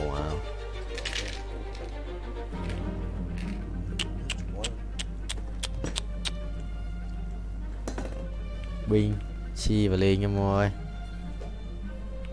Có thể không? Mình thắng. Yes. Quỷ ác quỷ vai. Bài này vẫn thua thằng đếm nào ấy. Thằng nhà chữ Trung Quốc. What the hell. Thuật sĩ tiến hóa tự nhiên á. Chúng ta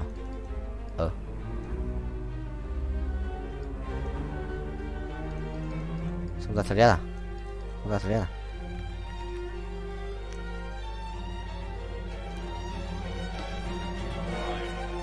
Đoạn em chết mà. Chết lấy Asia 2 lên 9, lấy Asia 2 binh chi linh. Anh ạ. Chết 7 ra xét mà. Vừa lên chết 7 phát ra xét luôn. Hiểu. Bây giờ anh lấy cái quỹ phòng hộ để cho tiền hay anh ngồi zone hết đến 50 tiền, còn 50 tiền xong mà anh là còn hơn 60 tiền nhé. Tiền ra xét rồi xong, tất cả dừng lại.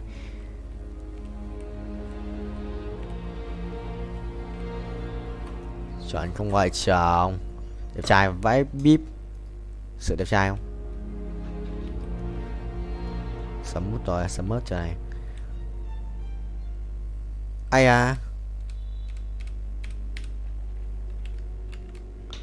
Mèo. Nhớ ra gì à? Là cuối 2 vòng cơ. Cháu biết. Thì sao? Thằng lẽ oan rồi gì?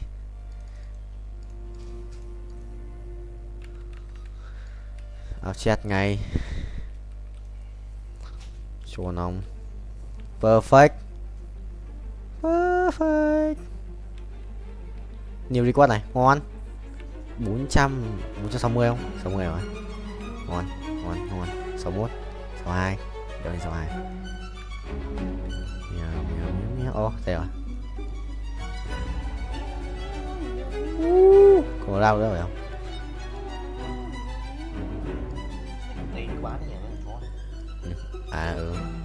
Chúa bị lên cơn điên rồi em ơi. Bắt tay không? Rồi bảo đéo ra vẫn ra.